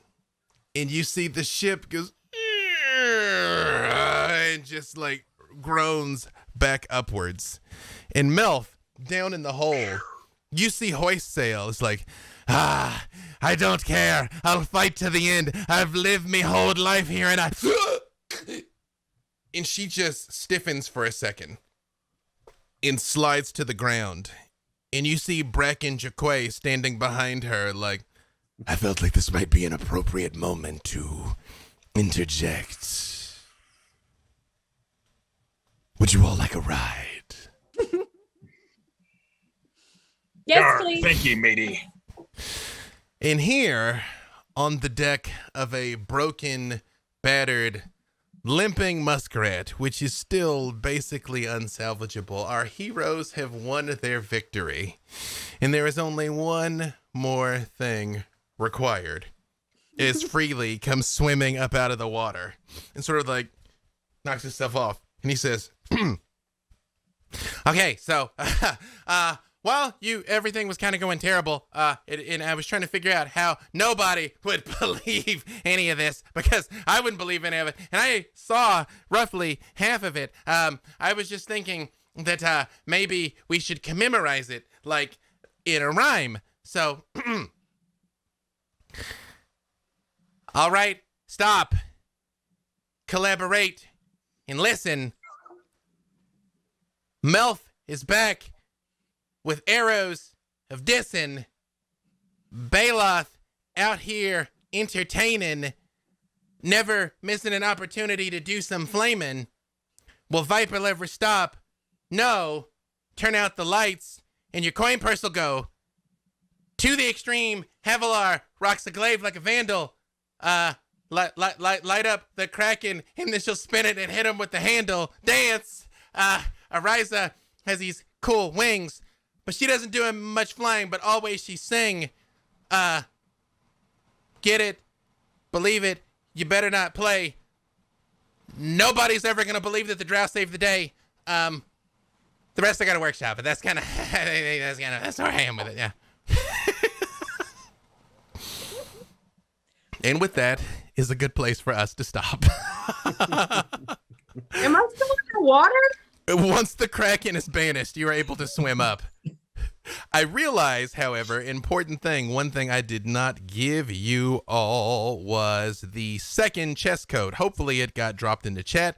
It is Unfair Seas Finale. Unfair Seas Finale is the second chess code. Again, the consummate professional that I am, I had my notes up here and ready to give you who the winners were of the second Boneyards things, but when everything crashed, I lost those. So let's see here. Nope, that's my notes. That's not your notes. Let's see. So, here we go. Let's see. While that's loading, cover a couple of things that are important. I believe we hit all the things we did that the people voted for. Thank you. Voting for the second episode has already started. I was going to say it starts when we finish. It technically started at 7. We went a little bit over, but we had to resolve this sweeping encounter for our heroes. Unfair Seas Finale is the second chess code. The week 3 winners are Leonard Caron, Adam Thompson, and Jason Smulon. Leonard Caron, Adam Thompson, Jason Smulon. Thank you. There you go. You guys, I'm sure the mods have told you what you need to do to be able to gather those. Thank you to Sasha and Jade, the mods, by the way. I didn't thank you guys by name the last 2 weeks. Thank you very much. You do literally doing the Lord's work. Thank you so much. Gave you the winners. Pirate Havilar and her feed are live now. Luke is going to be on Bardic Inspiration tomorrow, March 9th at 1 p.m. Pacific to sing a song, to write a song about Melf. No, we've already got Freely and Havilar songs. It's really incredible, so make sure you tune in to check that out. We got an Ariza song, too. Didn't you do that last week, Ariza? In fact, at the beginning of the episode with Melf, JCM will sing the Ariza song again. So there you go. That's right. You have a chance to hear it. It's what's Aaron. commonly called a bop. Hey, Aaron will be on Idle Insights on Thursday at 1 to talk all things Havilar. Idle Champions presents an obscure D&D lore, as we are wont to do. Again, the vote for the next episode is up now. Tune into Idle Champions on Twitter to find out more about next week's show. Apparently, I'm not supposed to tell you what it is. So as a good company man, I won't tell you what the next arc is, but we are beginning a new arc of 3 next week. I will tell you, however, this is when we will be bidding adieu to the beautiful Black Viper and the powerful Melf. So thank you, Vivka and Luke, for joining us. Thank you all for hanging out with us. I know we ran over a little bit. I apologize, but again, you can't rush the Kraken. And I do want you to know there was a time component to that, and if you guys hadn't won in time, the real CR23 Kraken would have just been loosed on the Sword Coast and would have been everybody's problem. So We know. We know. Yeah, every little thing you think might not have helped really did. So with that being said, I'm going to let all of you know, let everybody say who you are, where you can be found. Now, Aaron, you've had to do this a couple of times today. So would you rather go first or last? I can go 2 different directions around the horn, Aaron. Do you want to do it? Or do you I'll want go to... first. All right. And we'll see what I can remember. You can find me on Twitter at Aaron M. Evans. I'm on Champions of Lore Mondays at 11 with B. Dave and Trevor Bettis, talking about obscure Forgotten Realms lore that belongs in Idle Champions of the Forgotten Realms. Like B. Dave said, on Thursday I'll be on Idle Insights with Dylan, and on Wednesdays you can find me on Dungeon Scrawlers, twitch.tv/Dungeon Scrawlers at 6:30 Pacific PM, playing Cecilia, who is definitely not a warlock. Not at all. Mark. Hello, I'm Mark Meir. You can find me on Instagram. You can find me on Twitter. You can also find me online playing role-playing games. And on this Friday, I'm going to be starting a campaign that is set in Ptolus. On behalf of Monty Cook Games, we are bringing Ptolus to 5th edition. And I believe we'll be going for 4 weeks. You can watch that on the Rock Punch ATL Twitch. And you can also listen to me on The Stitch of Fate, a podcast by night, which drops every Friday, a Vampire the Masquerade actual play podcast. And you can find that pretty much anywhere you find a podcast. Perfect. Christina. Hi, I'm Christina Ariel, KRYSTINA and that's on Instagram and that's on Twitter. And you can usually find me on Twitter because I don't have anything else to do except for everything else that I have to do. So it's by the default. That's where I hang out. You can also find me on the Star Wars YouTube and StarWars.com on Star Wars The High Republic show, which is a bi-monthly show that I host for Star Wars. And make sure you like and subscribe and press that thumbs up button because good stuff. And other than that, I got some stuff coming up, but I can't talk about it. So I'll just be right here. It's a mood. And again, our wonderful guest, the lovely and dangerous Vivka. I really thought that you were going to say that you're going to say Luke there. He is also Hi, lovely everyone. and dangerous. Yes, again. Porque no los dos. Hello, everyone. I am Vivid Vivka. That's Vivka, not Vivica. I hang out mostly on Twitter and TikTok of the same name, Vivid Vivka. I am going to be doing a game this Saturday. Is it the Search for Gaxmore or the Road for Gaxmore? Search For Gaxmore. It's a 3-episode lead up to Gary Con. We are on the 2nd episode. And yeah, I know you're in it too. B-Dave's in it too. But it is so much fun. It is amazing. I got a character that I actually have skits of on my TikTok because that's my day. But yeah, please come hang out on Saturday while we are we're basically kind of like a Guardians of the Galaxy A team. And it's so much fun. It's so much fun. I'm a reanimated drow who's not necessarily happy to be alive. Also, we gave super shout-outs to Snacks this morning during Champions of Lore. The Snacks, the Cobalt Barbarian, is an experience. Believe it or not, I'm going to jump just slightly ahead because, Luke, I'm going to let you sign us off because you got one of the biggest announcements of what's going on. B. Dave Walters, y'all already know me. Y'all know where I am, at B. Dave Walters, or we're also have a bunch of stuff. Can't announce next week. 3 shows starting, but apparently can't talk about them yet. So Monday, Champions of Lore with Aaron and Trevor, back right now. Next Monday at 4 Pacific for the next stage of our Idle Champions Presents journey. And I will hand it over to you to close us out, Luke. I'm Luke Gygax. You can find me at Luke Gygax on Instagram and Twitter. I'm on Facebook. I'm on TikTok, but I'm still trying to figure out and get up the nerve to do some TikToks. But you can find me there, friend me there, and eventually I'll figure that out. I have to thank Idle Champions not only for letting me play in this awesome Unfair Seas campaign that was great, really enjoyed it, but they're also the sponsors for March to GaryCon, which will be happening next Saturday, 13th and 20th will be the final round, and we have that 3-part. With Search for Gaxmore with Jason Charles Miller jamming. It is amazing. I have to say it was great, better than I had even imagined it would be, and I had high hopes for it. So really fun, and of course we're leading up to GaryCon. So if you want to get together and do some gaming, we have streaming all during GaryCon, which is March 25th to 28th, or you can play games March 25th to 28th. Just go to play.garycon.com. And once again, thank you to Idle Champions for being a big sponsor and making our streaming possible, for giving me this opportunity to hang out with you guys and play D&D and play Melf. I had so much fun. Perfect. And again, thank you all. I know we ran a little bit over. I appreciate it, but I'm going to let you go back to doing what it is that you do. Hopefully, last week the Stream Deck worked correctly when I pressed the button. We're all about to find out. So in the meantime, log into Idle Champions, vote so you